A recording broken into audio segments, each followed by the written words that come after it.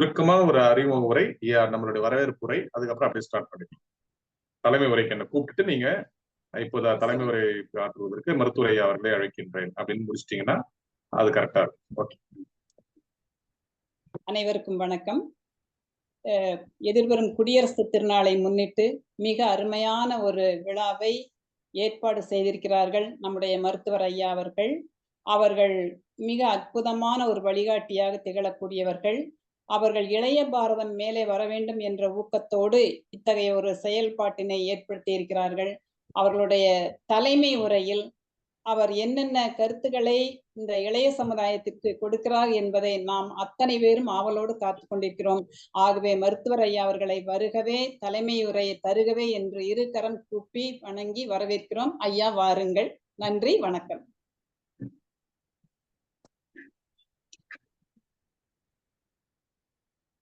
எல்லாம் செயல்கூடும் என்னானை அம்பலத்தே எல்லாம் வல்லான் தனையை ஏற்று இன்று வருமோ நாளைக்கு வருமோ மற்றென்று வருமோ அரியன் என்போவை துன்றுமல வெம்மாயற்று வெளிக்குள் வெளிகடந்து சும்மா இருக்கும் சுகம். எல்லாம் வல்ல இறைவனுக்கு என்னுடைய முதல் வணக்கம்.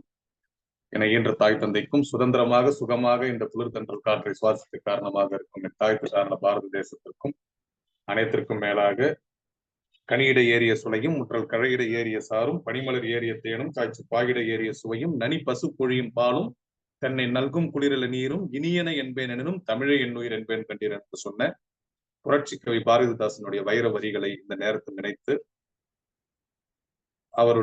அவர் போற்றி வணங்கிய தாய் தமிழை வணங்கி என்னுடைய உரையை தொடங்குறேன்.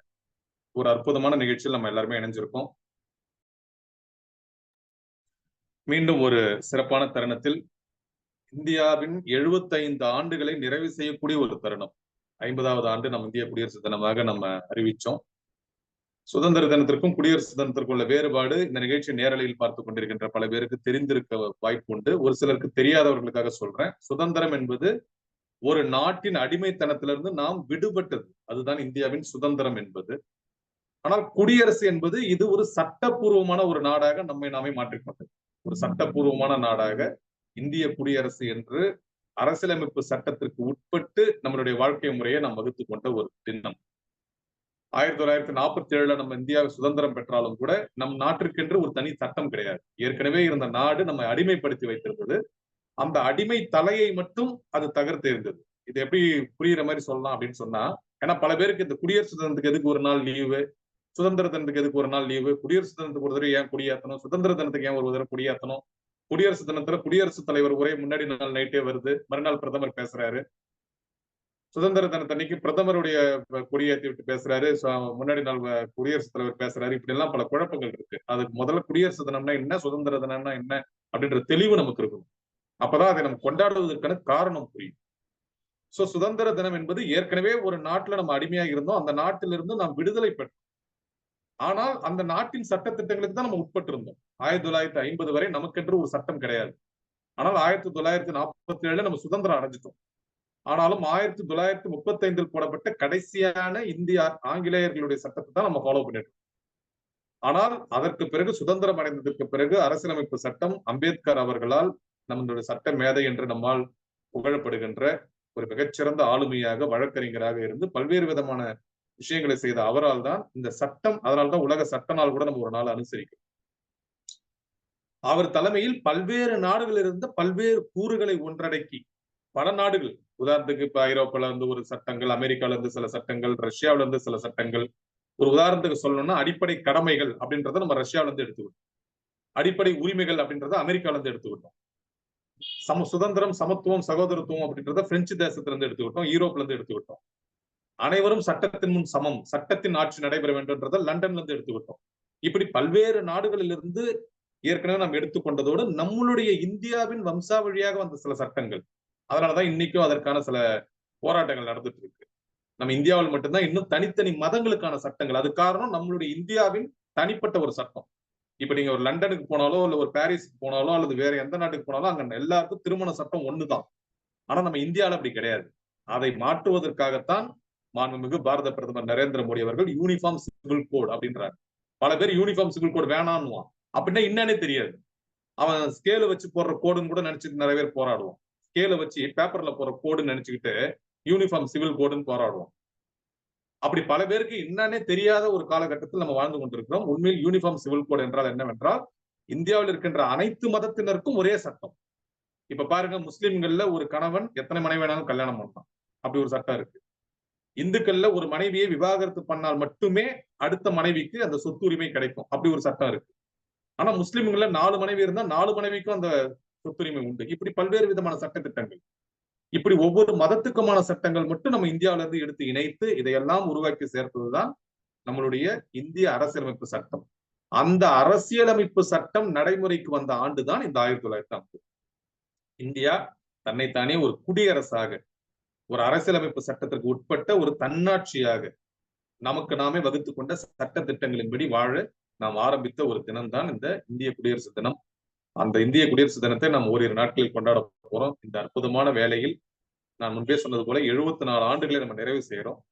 அடுத்த வருடம் வைர விழா, 75வது ஆண்டு, டைமண்ட் ஜூப்ளி நம்ம சொல்லுவோம். யோசிச்சு பாருங்க, அது ஒரு மிகப்பெரிய மைல்கல். அந்த 75வது ஆண்டை நாம் கொண்டாடக்கூடிய தருணத்தில் நம்ம நெருங்கி இருக்கிறோம். இப்படிப்பட்ட ஒரு தருணத்தில் அந்த குடியரசு தினத்தை கொண்டாடுவதற்காக இங்கே என்னுடன் இணைந்திருக்கின்ற நம்மளுடைய அவைத்தலைவராக இருக்கக்கூடிய நல்லாசிரியர் ஆன்மீக சிவன் புவனேஸ்வரி அவர்களுக்கும், பிரெஞ்சு தேசத்திலிருந்து எப்போதும் இந்திய தேசிய கொடியோடு பரிமளிக்கும், ஆனால் இன்று மட்டும் ஏதோ ஒரு சில பணிச்சூழல் காரணமாக இந்திய தேசிய கொடி இல்லாமல், ஆனால் அந்த இந்தியாவின் அடையாளமாக இருக்கின்ற அந்த புன் சிரிப்பை தன்னுடைய முகத்தில் ஏந்தி இங்கு இணைந்திருக்கின்ற பாவலர் பத்ரிஷா பாப்பா அவர்களுக்கும், இன்னும் பல ஆளுமைகள் இணைய இருக்கின்ற ஆளுமைகளுக்கும், தொழில்நுட்ப காலர் காரணமாக சற்று தாமதமாக இணைய இருக்கின்ற ஆளுமைகளுக்கும், இதை நேரலையில் பார்த்துக் கொண்டிருக்கின்ற, இதன் ஒளிப்பதிவை பார்க்க இருக்கின்ற தமிழமுது புலனக்குழு தோழமைகளுக்கும், மற்றும் உலகமெங்கும் வாழும் தொப்புள் குடி உறவுகளுக்கும், அரசியல் பிரமுகர்களுக்கும், திரையுலக பிரபலங்களுக்கும், சமூக ஆர்வலர்களுக்கும், தமிழ் ஆளுமைகளுக்கும் மற்றும் அனைத்து இளைஞர்களுக்கும், இந்தியர்களுக்கும் என்னுடைய மனப்பூர்வமான இரவு வணக்கத்தையும் குடியரசு தின வாழ்த்துக்களையும் முன்கூட்டியே தெரிவித்துக் கொள்வதில் மற்றற்ற மகிழ்ச்சி அடைகிறேன். மிகச்சிறந்த ஆளுமைகள்லாம் இங்க கூடியிருக்காங்க, இன்னும் நிறைய பேர் பேச இருக்காங்க. இருந்தாலும் கூட ஒரு சில கருத்துக்களை மட்டும் தலைமை உரையாக சொல்லி என்னுடைய கருத்தை நான் நிறைவு செய்யலாம்னு நினைக்கிறேன். ஏன் இந்த சுதந்திர தினத்தை, குடியரசு தினத்தை நாம் கொண்டாட வேண்டும்? ஏன் ஒவ்வொரு தினத்திற்கும் விடுமுறை விடப்படுகின்றது? ஒரு செய்திக்காக, ஒரு தகவலுக்காக சொல்றேன். இங்க இருக்கின்ற பல பேருக்காக நான் சொல்றேன். நம்மளுடைய நாட்டில் 3 நாட்கள் தான் தேசிய விடுமுறை. எந்த சூழ்நிலையிலும் எப்பொழுதும் மாறாத விடுமுறைகளாக அரசியலமைப்பு சட்டத்தில் குறிப்பிடப்படும். 3 நாட்கள் தான். ஒன்னு சுதந்திர தினம், இன்னொன்னு குடியரசு தினம், இன்னொன்னு காந்தி ஜெயந்தி, நம் தேசத்தின் தந்தையாக இருந்த மகாத்மா காந்தி அவர்களின் பிறந்த தினம். மத்த எல்லாமே அந்தந்த மாநிலங்களுக்கு ஏற்றார் போல மாறுபடும், அல்லது தேசத்திற்கு ஏற்ற சூழ்நிலைக்கு ஏற்றார் போல கூட மாறுபடலாம். உதாரணத்துக்கு தைப்பூசத்துக்கு தமிழ்நாட்டுல லீவ் இருக்கும், ஆந்திரால லீவ் இருக்காது. பாம்பேல பாத்தீங்கன்னா அங்க ஒரு மகர சங்கராந்திக்கு ஒரு மிகப்பெரிய லீவ் இருக்கும், நமக்கு இருக்காது. இப்படி மாறுபடலாம். ஆனா இந்த 3 நாட்கள் இந்தியா முழுமையாக எப்பொழுதும் இருக்கும். அப்ப காந்தி ஜெயந்தி நம் தேசத்தின் தந்தை என்பதற்காக அவருக்காக நம்ம ஒரு விழாவை எடுத்தோம். சுதந்திர தினத்திற்காக 2 நிகழ்வுகளை நம் தமிழக புலனக்குழு எடுத்துச்சு. குறிப்பாக நான் இந்தோனேஷியா பயணத்துக்கு போயிட்டு வந்த பிறகு, அதற்கு முன்பாக என்று இந்த சென்ற ஆண்டு சுதந்திர தினம் ஒரு மறக்க முடியாத ஒரு சுதந்திர தினமா அமைஞ்சிருச்சு. இந்தோனேஷியா பயணத்திற்கு முன்பாக ஒரு சுதந்திர தினம், அதுக்கப்புறம் ஒரு சுதந்திர தினமாக. குடியரசு தினத்திற்கான ஒரு விழாவை நம்ம இன்னைக்கு எடுத்துட்டு இருக்கோம். வருட வருடம் நம்ம எடுப்பது நம்ம வழக்கம். அப்ப எதுக்கு இந்த சுதந்திரத்திற்கும் குடியரசு தினத்திற்கும் இவ்வளவு முக்கியத்துவம் நம்ம தரணும்னா, அந்த குடியரசாக வாழ்வது என்பது மிக முக்கியம். ஏன்னா சட்டத்திட்டங்களோடு நாம் வாழ்வது என்பது மிக முக்கியம். ஒவ்வொரு நாட்டில் ஒவ்வொரு மனிதனுக்கும் இருக்கின்ற ஒரு அடிப்படையான ஒரு பாதுகாப்பு என்பதே அந்த சட்ட திட்டங்கள் தான். இல்லைன்னா யார் வேணாலும் என்ன வேணாலும் செய்யலாம் அப்படின்ற மாதிரி ஆயிடும். ஆனால் இன்று அரசியல்வாதிகள் அந்த சட்டத்தையே வளைத்து செய்யக்கூடிய சூழ்நிலை நம்ம பார்க்கிறோம். அது ஒரு பக்கம். ஆனாலும் கூட ஒரு சட்ட திட்டங்கள் என்பதுதான் நம்மை நெறிப்படுத்துவதற்கு உதவுது. அதே போல சுதந்திரம் என்பது மிக முக்கியம். அது ஒவ்வொரு உயிரினத்தின் அடிப்படை உரிமை. அந்த அடிப்படையில சுதந்திர தினத்தை நம்ம கொண்டாடுறோம். ஆனால் நம்ம ஏன் அது மிக சிறப்பா கொண்டாடணும்ன்றதுக்கான ஒரு சில கதைகளை சொல்லி என்னுடைய உரையை நான் சுருக்கமா நிறைவு செய்யறேன். அதற்கு பிறகு நம்மளுடைய ஆளுமைகள் பாவலர் பத்ரிஷா அவர்கள் 10 நிமிடமும் அல்லது 5 நிமிடமும், புவனேஸ்வரி அவர்கள் ஒரு 10 நிமிடம் நம்ம விரிவாக உரையாற்றுவார்கள். அதற்கு பிறகு சில ஆளுமைகள் உரையாற்றுவார்கள். ஒரு கதை ஒண்ணு சொல்றேன். இன்ஃபேக்ட் கதையை சொல்றதுக்கு முன்னாடி ஒரு திரைப்படத்தை நான் இங்க பதிவு செய்யறேன், இந்த நிகழ்ச்சியை பார்த்து கொண்டிருப்பவர்களுக்காக. நோ வேர் என்று ஒரு படம் நெட்ஃபிளிக்ஸ்ல இருக்கு, முடிஞ்சா பாருங்க. சில ஆண்டுகளுக்கு முன்பாக வெளிவந்த படம், பல நாட்களாக நம்மளுடைய நெட்ஃபிளிக்ஸ்ல இருக்கு.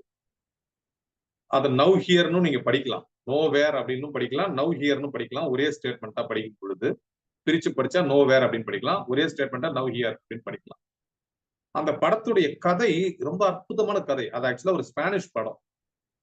அந்த படத்தை பார்க்கக்கூடிய வாய்ப்பு எனக்கு கிடைச்சது. ரொம்ப ஒரு முழுமையாவே ரொம்ப ரசிச்சு பார்த்தேன். அந்த படத்தோட கதைய, அந்த படத்தை ஏன் நான் பார்க்க சொல்றேன்றது, நீங்க அந்த திரைப்படத்தை பார்த்தீங்கன்னா எப்படிப்பட்ட ஒரு சுதந்திர தேசத்துல, குடியரசு தேசத்துல நம்ம வாழறோம்ன்றது தெரியும். சுருக்கமா அந்த படத்தோட கதையை நான் சொல்லிடுறேன். அந்த படத்தை நீங்க பார்த்தாதான் உணர்வுபூர்வமா அதை நீங்க உணர முடியும். நெட்ஃபிளிக்ஸ்ல இருக்கு. நோ வேர் அப்படின்னு நீங்க போட்டீங்கன்னா வரும். ஒரு ஸ்பானிஷ் மொழி படம். தமிழ்லயே நீங்க பார்க்கலாம், ஆங்கிலத்திலையும் பார்க்கலாம். நான் ஸ்பானிஷ்ல பார்த்தேன். ஏன்னா கொஞ்சம் கொஞ்சம் ஸ்பானிஷ் எனக்கு புரியும். மற்றும் எனக்கு பொதுவாகவே அந்தந்த மொழியில அந்த படத்தை பார்க்கணும், அந்த உணர்வுகளோட பார்க்கணும் நான் விருப்பப்படுவேன். ஆனா தமிழிலே மொழி மாற்றம் செஞ்சு நீங்க அதை பார்க்கலாம். ஒரு தேசத்துல, குறிப்பா அயர்லாந்து, இங்கிலாந்து போன்ற நாடுகள்ல நடக்கிற ஒரு தேசத்துல நடக்கிற ஒரு வன்முறை. அந்த வன்முறைக்கு பயந்து இன்னொரு தேசத்துக்கு திருட்டுத்தனமாக போய் குடியேறுவதற்காக ஒரு நிறைமாத கர்ப்பிணி, அவன் கணவன், ஏற்கனவே அவங்களுடைய முதல் குழந்தையை அந்த வன்முறையில் அவங்க பலி கொடுத்திருப்பாங்க. இதுதான் படத்தினுடைய ஆரம்பம். முதல்ல அவங்க அந்த வன்முறையிலிருந்து மீண்டு ஒரு திருட்டுத்தனமாக ஒரு கப்பலுக்கு போகக்கூடிய ஒரு ட்ரக்ல அவங்க ஏறக்கூடிய காட்சியில இருந்து அந்த படம் ஆரம்பிக்கும். உங்க இதயத்தை உறைய வைக்கும். இன்னும் ஒரு படி மேல ஒரு எச்சரிக்கையாவே சொல்றேன். இதய பலவீனம் உள்ளவர்கள் அல்லது ரொம்பவும் இலகிய மனம் உள்ளவர்கள் அந்த படத்தை பார்க்க வேண்டாம். அல்லது ஒரு முன்னெச்சரிக்கையோட முன் தயாரிப்போட நீங்க பார்க்கணும். ஏன்னா அப்படிப்பட்ட கொடுமையான காட்சிகள் இருக்கும். அப்ப அந்த ஒரு நிமிஷத்துல நீங்க உணர்வீங்க எப்படிப்பட்ட ஒரு புண்ணிய தேசத்தில். அதனாலதான் தலைப்பே பாரத தேசம் அழகு தேசம், அறிவு தேசம், கலையின் தேசம், கடவுளின் தேசம்னு கொடுத்தேன். கடவுளின் தேசம்.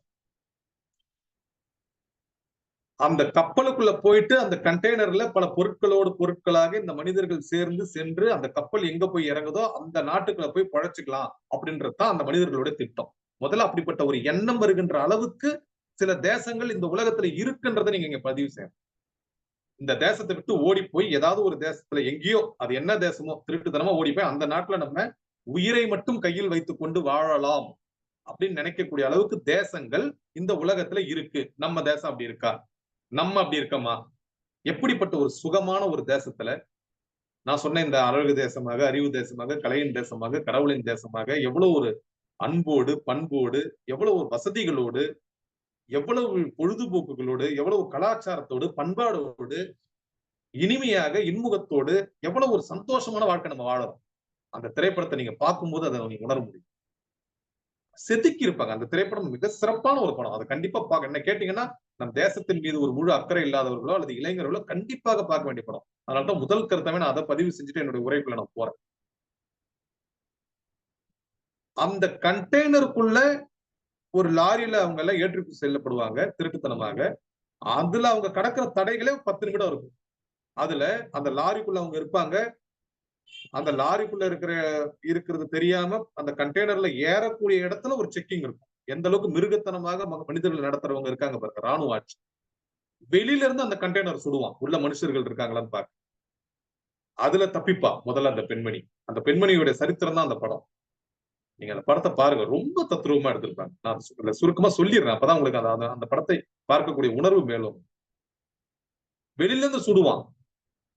ஆனா அந்த கண்டெய்னருக்குள்ள இதற்கென்றே அந்த நாட்டுல இருக்கக்கூடிய இது மாதிரி திருட்டுத்தனமா எடுத்துன்னு போய் மற்ற நாடுகளை விடுறதுக்குன்னா அங்க இருக்கிற சில இதையே பிழைப்பாக வைத்திருப்பவர்கள் அதுக்கு மாதிரி ஒரு தடுப்பு சுவர்லாம் அதுல வச்சிருந்திருப்பாங்க உள் பக்கமா. அதனால அவங்க மேல படாது.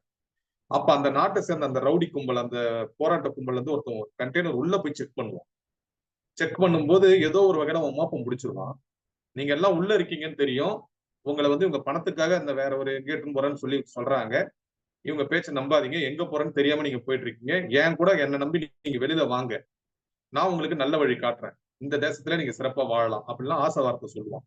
ஆனா அந்த கதாநாயகி மட்டும் அவனுடைய பேச்சுல நம்பாம நிறைமாத கர்ப்பிணி. அந்த கண்டெய்னர்ல மேல இருக்க ஒரு செல்ஃப் மேல ஏறி உட்காந்துருவான். ஃபர்ஸ்ட் ஒரு சின்ன குழந்தை வெளில வருங்க. நெத்தி பொட்டிலே சுட்டுவான். அதிர்ச்சியா இருக்கும். அடுத்த செகண்ட் உள்ள இருக்க எல்லாரையும் சுட சொல்றோம். எல்லாருமே அந்த கண்டெய்னர்ல ஒரு 60 பேர் இருப்பாங்க. அதுக்கு முன்னாடி ரொம்ப சென்டிமெண்டலான காட்சியா நான் சொன்ன முழு படத்தை சொன்ன மாதிரி ஆயிடும். அதனால கட் பண்றேன். ஒரு குழந்தை ஒரு சின்ன வாத்து பொம்மை வச்சு விளையாடும். அந்த வாத்து பொம்மை முழுசா ரத்தமா இருக்கும். அந்த சின்ன குழந்தை கூட விட்டு விடாம ஒட்டுமொத்தமாக ஒரு படுகொலை, இனப்படுகொலை. ஆனா அதுல அந்த கர்ப்பிணி பெண் தப்பிச்சிடறான். ஒரு கட்டம் முடியுது. அடுத்தது கப்பலுக்குள்ள போகுது.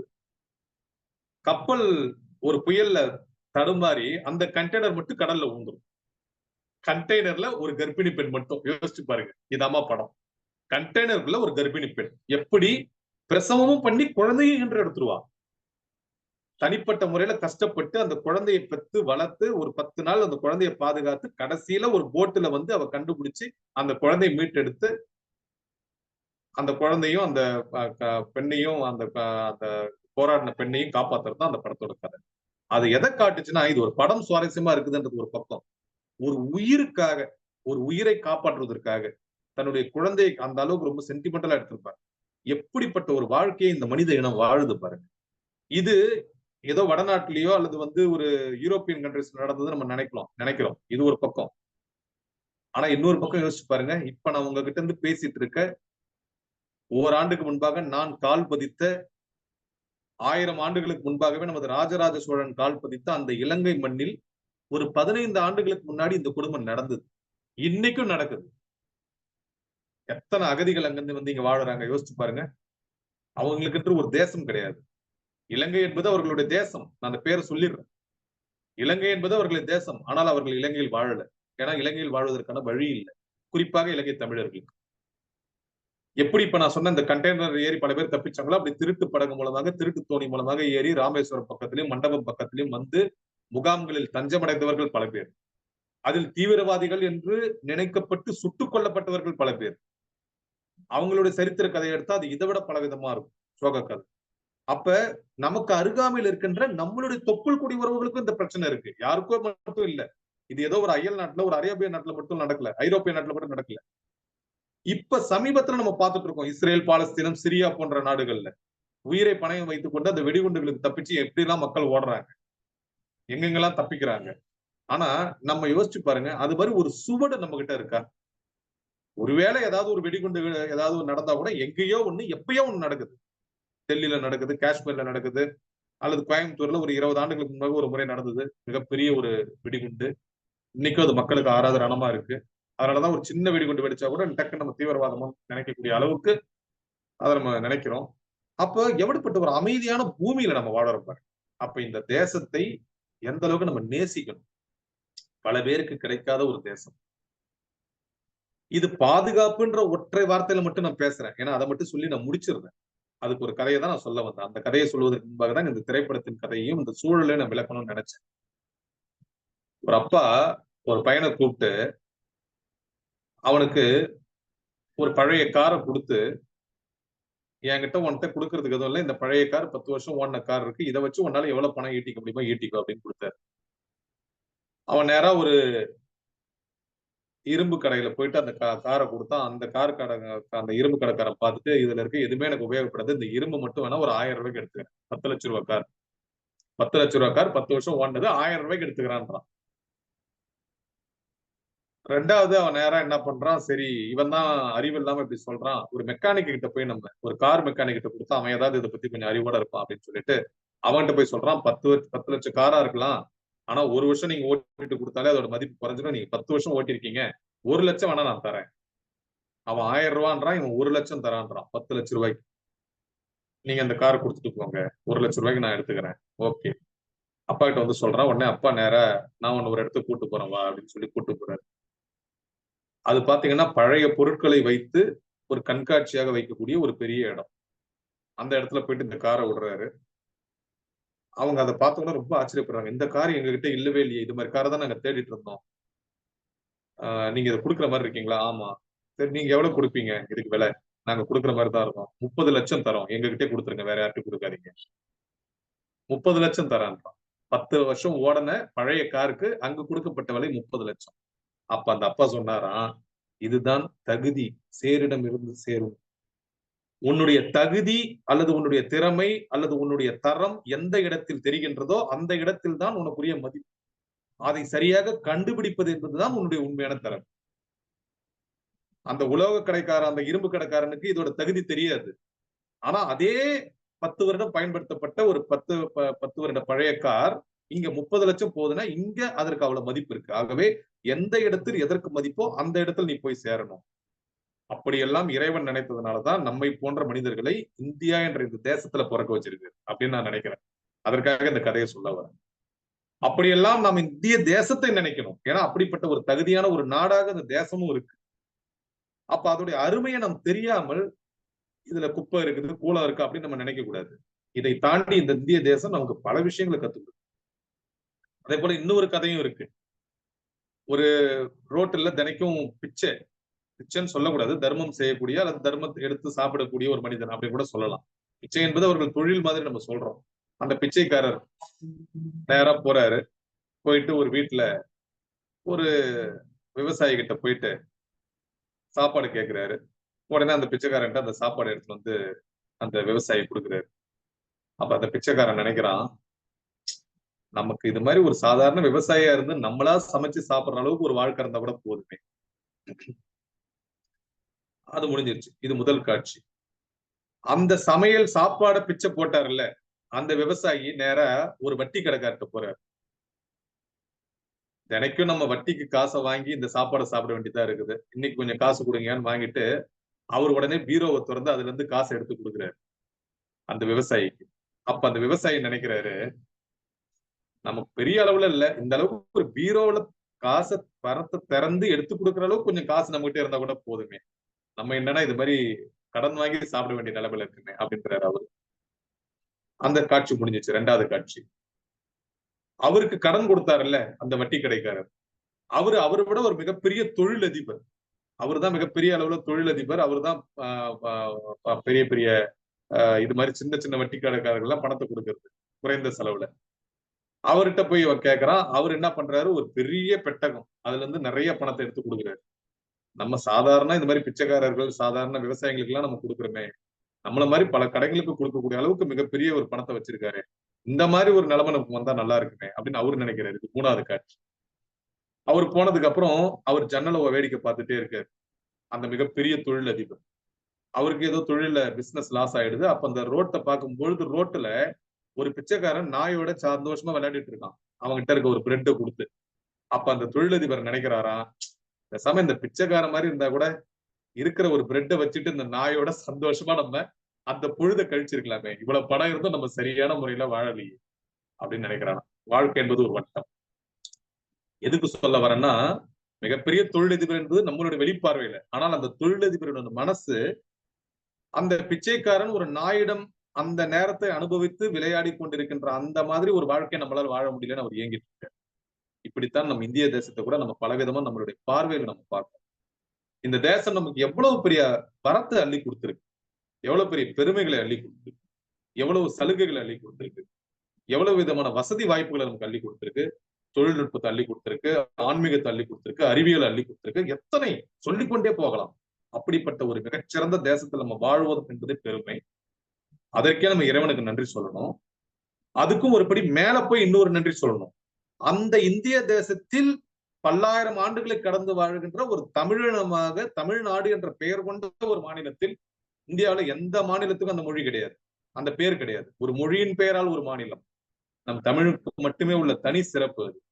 அப்படிப்பட்ட மாபெரும் வலிமை மிக்க பெருமை மிக்க இந்த பாரத தேசத்தின் ஒரு பகுதியாக இருக்கக்கூடிய தமிழ்நாடு என்ற மாநிலத்தில் தமிழ் பேசும் தமிழனாக இந்தியனாக நாம் இருப்பது என்பது உள்ளபடியே மிகப்பெரிய மட்டற்ற மகிழ்ச்சியை தரக்கூடிய ஒரு விஷயம். ஆக மற்றவர்கள் கொண்டாடுவதை விட ஒருபடி மேலாக இந்த சுதந்திர தினத்தையும் குடியரசு தினத்தையும் நம்ம கொண்டாடணும். மற்றவர்களை விட ஒருபடி மேலாக இந்த தேசத்தையும் தெய்வீகத்தையும் நம்ம பாராட்டணும். ஏன்னா இந்த இந்திய தேசத்தோடு இணைந்து வருவதுதான் தெய்வீகம். அதனால்தான் கடவுளின் தேசம் தலைப்பு கொடுத்தேன். இந்த இந்திய தேசத்தோடு இணைந்து வருவதுதான் கலை, அதனால்தான் கலையின் தேசம்னு தலைப்பு கொடுத்தேன். இந்த இந்திய தேசமே ஒரு அழகான தேசம் தான். மற்ற எந்த தேசத்திலும் இத்தனை கிடையாது. இங்க சமவெளியும் இருக்கும், புல்வெளியும் இருக்கும், மலையும் இருக்கும், கடலும் இருக்கும், பீடபூமியும் இருக்கும், பள்ளத்தாக்கும் இருக்கும், எரிமலையும் இருக்கும், பூகம்பமும் வரும், சுனாமியும் வரும், கடலும் இருக்கும், எல்லாமே யோசிச்சு பாருங்க. இப்படி எல்லா விதமான இயற்கையின் பரிமாணங்களையும் உள்ளடக்கிய ஒரு அழகு தேசம். ஒரு பக்கம் பார்த்தா கடுமையான வெயில் கொண்ட ராஜஸ்தானும் இருக்கும், ஒரு பக்கம் கடுமையான குளிர் கொண்ட காஷ்மீரும் இருக்கும், ஒரு பக்கம் ரெண்டையும் கலந்து செய்த பெங்களூர், நம்மளுடைய சென்னை மாதிரியான இடங்களும் இருக்கும், அந்தமான் நிக்கோபர் போன்ற தீவுகளும் இருக்கும். இப்படி நம்மளுடைய இந்திய தேசம் ஒரு அழகு தேசம். நான் அழகு என்பது வெறும் இயற்கை சூழ்நிலை மட்டும் வச்சு சொல்லல. இந்த தேசத்துல இருக்கின்ற மனிதர்களும் அழகுதான், பண்பாடும் அழகுதான், நம்மளுடைய நவநாகரிக உடைகளும் அழகுதான், நம்மளுடைய வேற்றுமை ஒற்றுமை என்பதே அழகுதான். அறிவுக்கு சொல்லவே தேவையில்லை. இதை சொல்லி என்னுடைய உரையை நான் நிறைவு செய்யறேன் சுருக்கமாக. இதை பற்றிதான் நம்மளுடைய ஆளுமைகள் பேச போறாங்க. இந்த நேரத்தில் இந்த நிகழ்ச்சியில் இணைந்திருக்கின்ற நம்மளுடைய இணை செயலாளர் மணிமேகலை அவர்களை கூட நம்ம நிகழ்ச்சி வரவேற்கலாம். கலையின் தேசமாக நம்ம எவ்வளவோ சொல்லலாம். பல கலைகளை உருவாக்கியது நம் தேசம் தான். ஒவ்வொரு மாநிலத்துக்கு என்ற ஒரு கலை இருக்கு.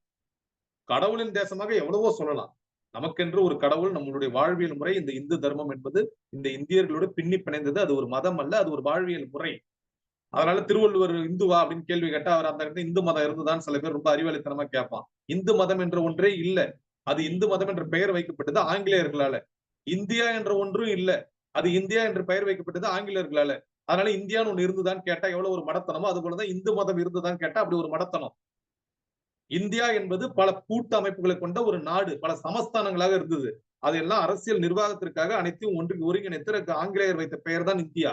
ஆனால் இன்று நாம் ஒரு இந்திய தேசமாக பரிமளிக்கிறோம்.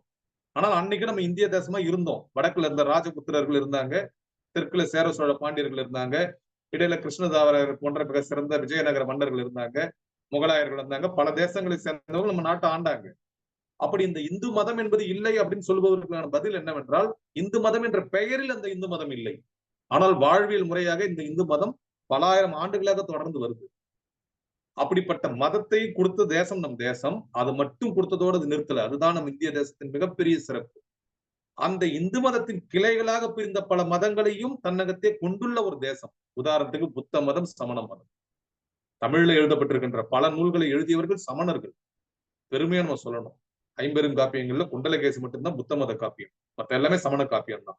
பெரும்பாலான நூல்கள் சமண நூல்கள். இன்ஃபேக்ட் திருக்குறள் கூட ஒரு சமணரால் எழுதப்பட்டது என்று கூட ஒரு கருத்து இருக்கு. அப்படி சமணரால் எழுதப்பட்டிருந்தாலும் அது இந்து மதத்தின் ஒரு கிளை தான். அதுல இருக்கின்ற பல கருத்துக்கள் அதுல இருக்கு.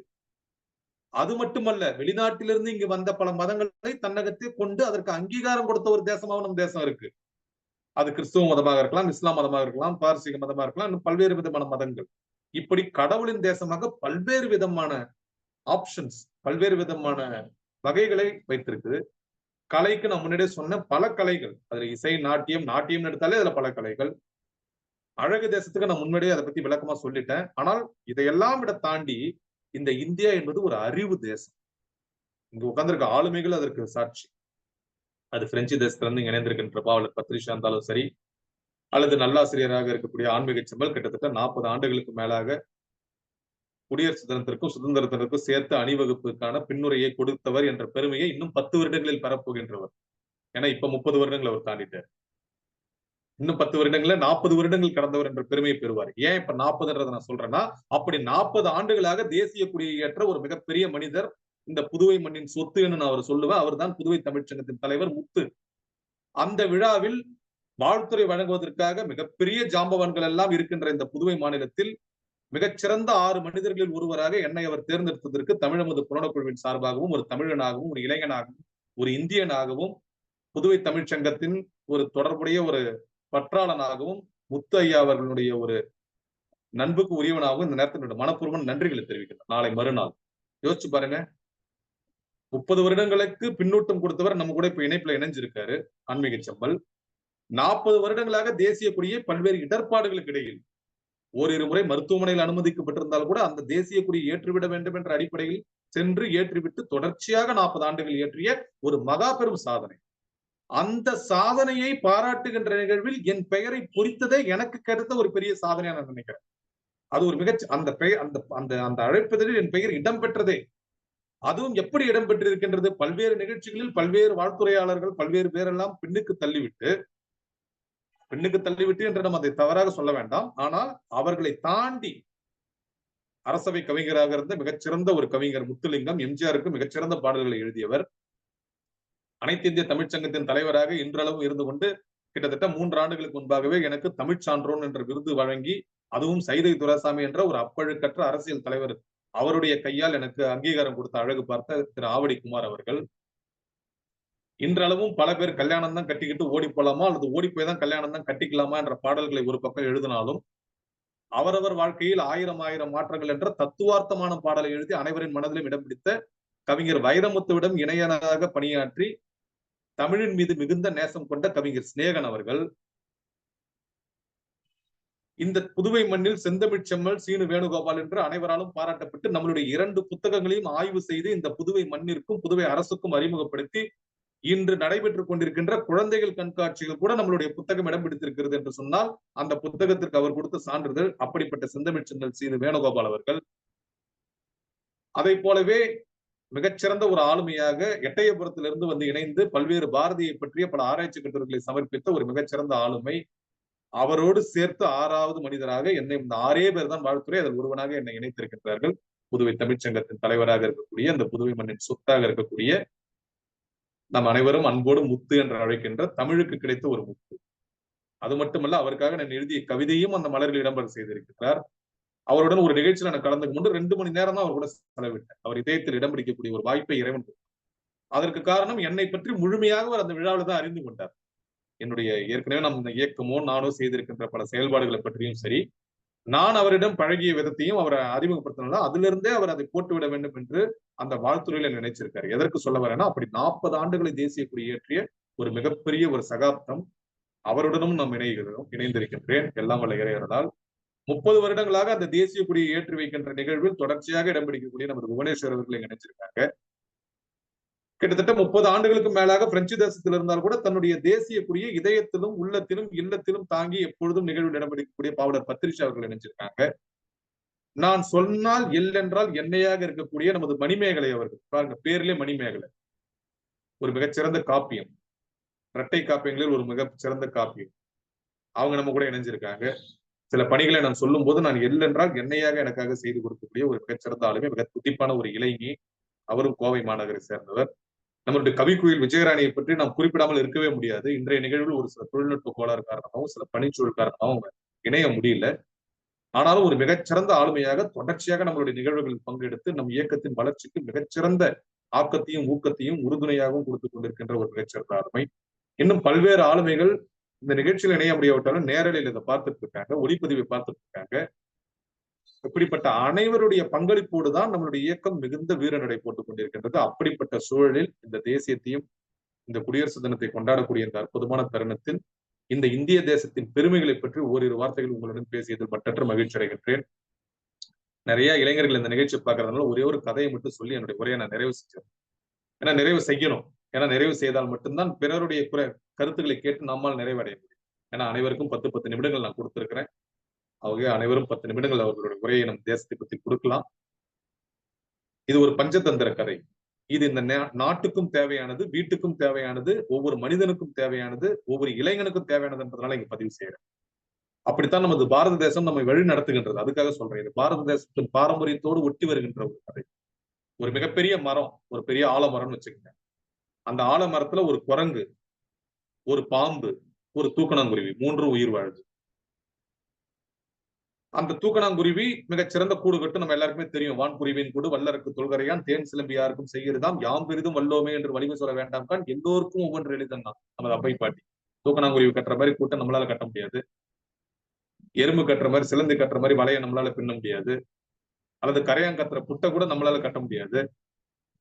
தேனி கட்டுற அந்த தேன் கூடு மாதிரி நம்மளால தேன் கூடு கட்ட முடியாது. இப்படி பல்வேறு விஷயங்கள். அப்படிப்பட்ட அந்த தூக்கணாங்குருவி கூடு அதை கட்டிக்கொண்டு அதோட வேலையை அது பார்த்துட்டு இருக்கு அந்த மரத்துல. அதுவே பாருங்க, எந்த இன்ஜினியரும் கட்ட முடியாத மாதிரி 2 டபுள் கேபின், டபுள் பெட்ரூம் வச்சு கட்டும். ஏன்னா ஒரு பெட்ரூம்குள்ள பாம்பு எட்டி பார்த்துச்சுன்னா அது ஏமாந்து போயிடும். உள் பெட்ரூம்ல தான் குழந்தைங்களை வைக்கும். அந்த அளவுக்கு தூக்கணாங்குருவிக்கு மிகச்சிறந்த அறிவு கொடுத்தான் நமது இறைவன். எல்லாம் வல்ல பெரும் பேராற்றல் இறைவன். அதனாலதான் இந்தியா என்றாலே இறைவன், இந்தியா ஈக்குவல் டு இறைவன் போட்டோம். சமீபத்தில் கூட இந்த பக்கத்துல ஆரோவில்ல ஒரு மிகச்சிறந்த ஒரு யூனிவர்சிட்டி நடக்கும்போது அதற்கான ஆலோசனை கூட்டத்துல என்ன சிறப்பு அழைப்பாளராக அழைச்சாங்க. நாளை இரவு அதோக்கம் என்று புத்த மதத்தை சார்ந்த ஒரு மிகப்பெரிய அமைப்பு, உலகளாவிய அமைப்பு, அதில் சிறப்பு விருந்தினராக நாளை 4 மணிக்கு மாலை அழைச்சிருக்காங்க.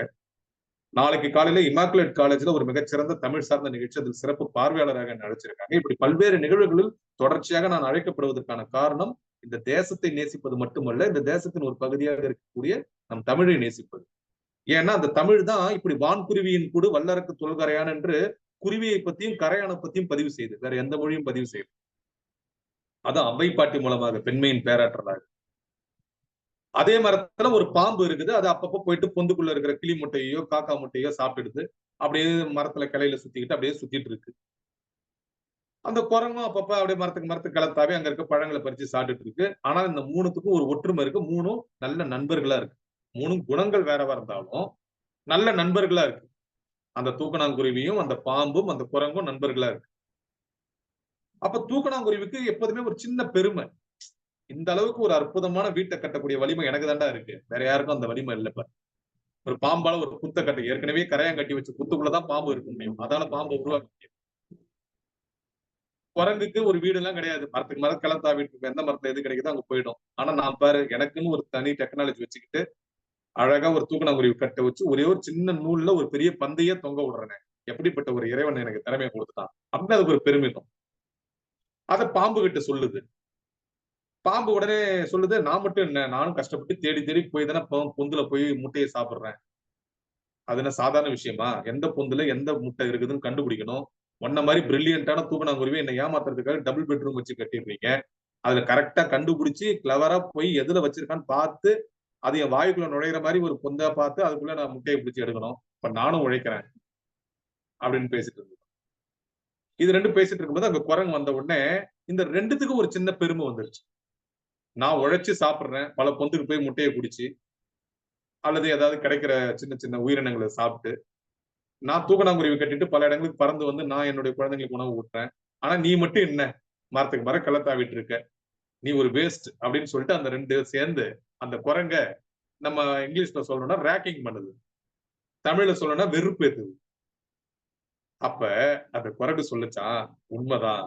சிரிச்சுக்கிச்சான். ஃபர்ஸ்ட் குரங்கு சிரிச்சுது, நல்லா சிரிச்சுட்டு உண்மைதான், நீங்க சொன்னது உண்மைதான். நீ உன்ன மாதிரி தூக்கணாங்குருவி கூட்ட கட்ட முடியாது, நான் ஒத்துக்கிறேன். இந்த பாம்பு மாதிரி கஷ்டப்பட்டு மோப்பம் பிடிச்சி எந்த பொந்துல எந்த முட்டை இருக்குன்னு போய் என்னால கண்டுபிடிக்க முடியாது.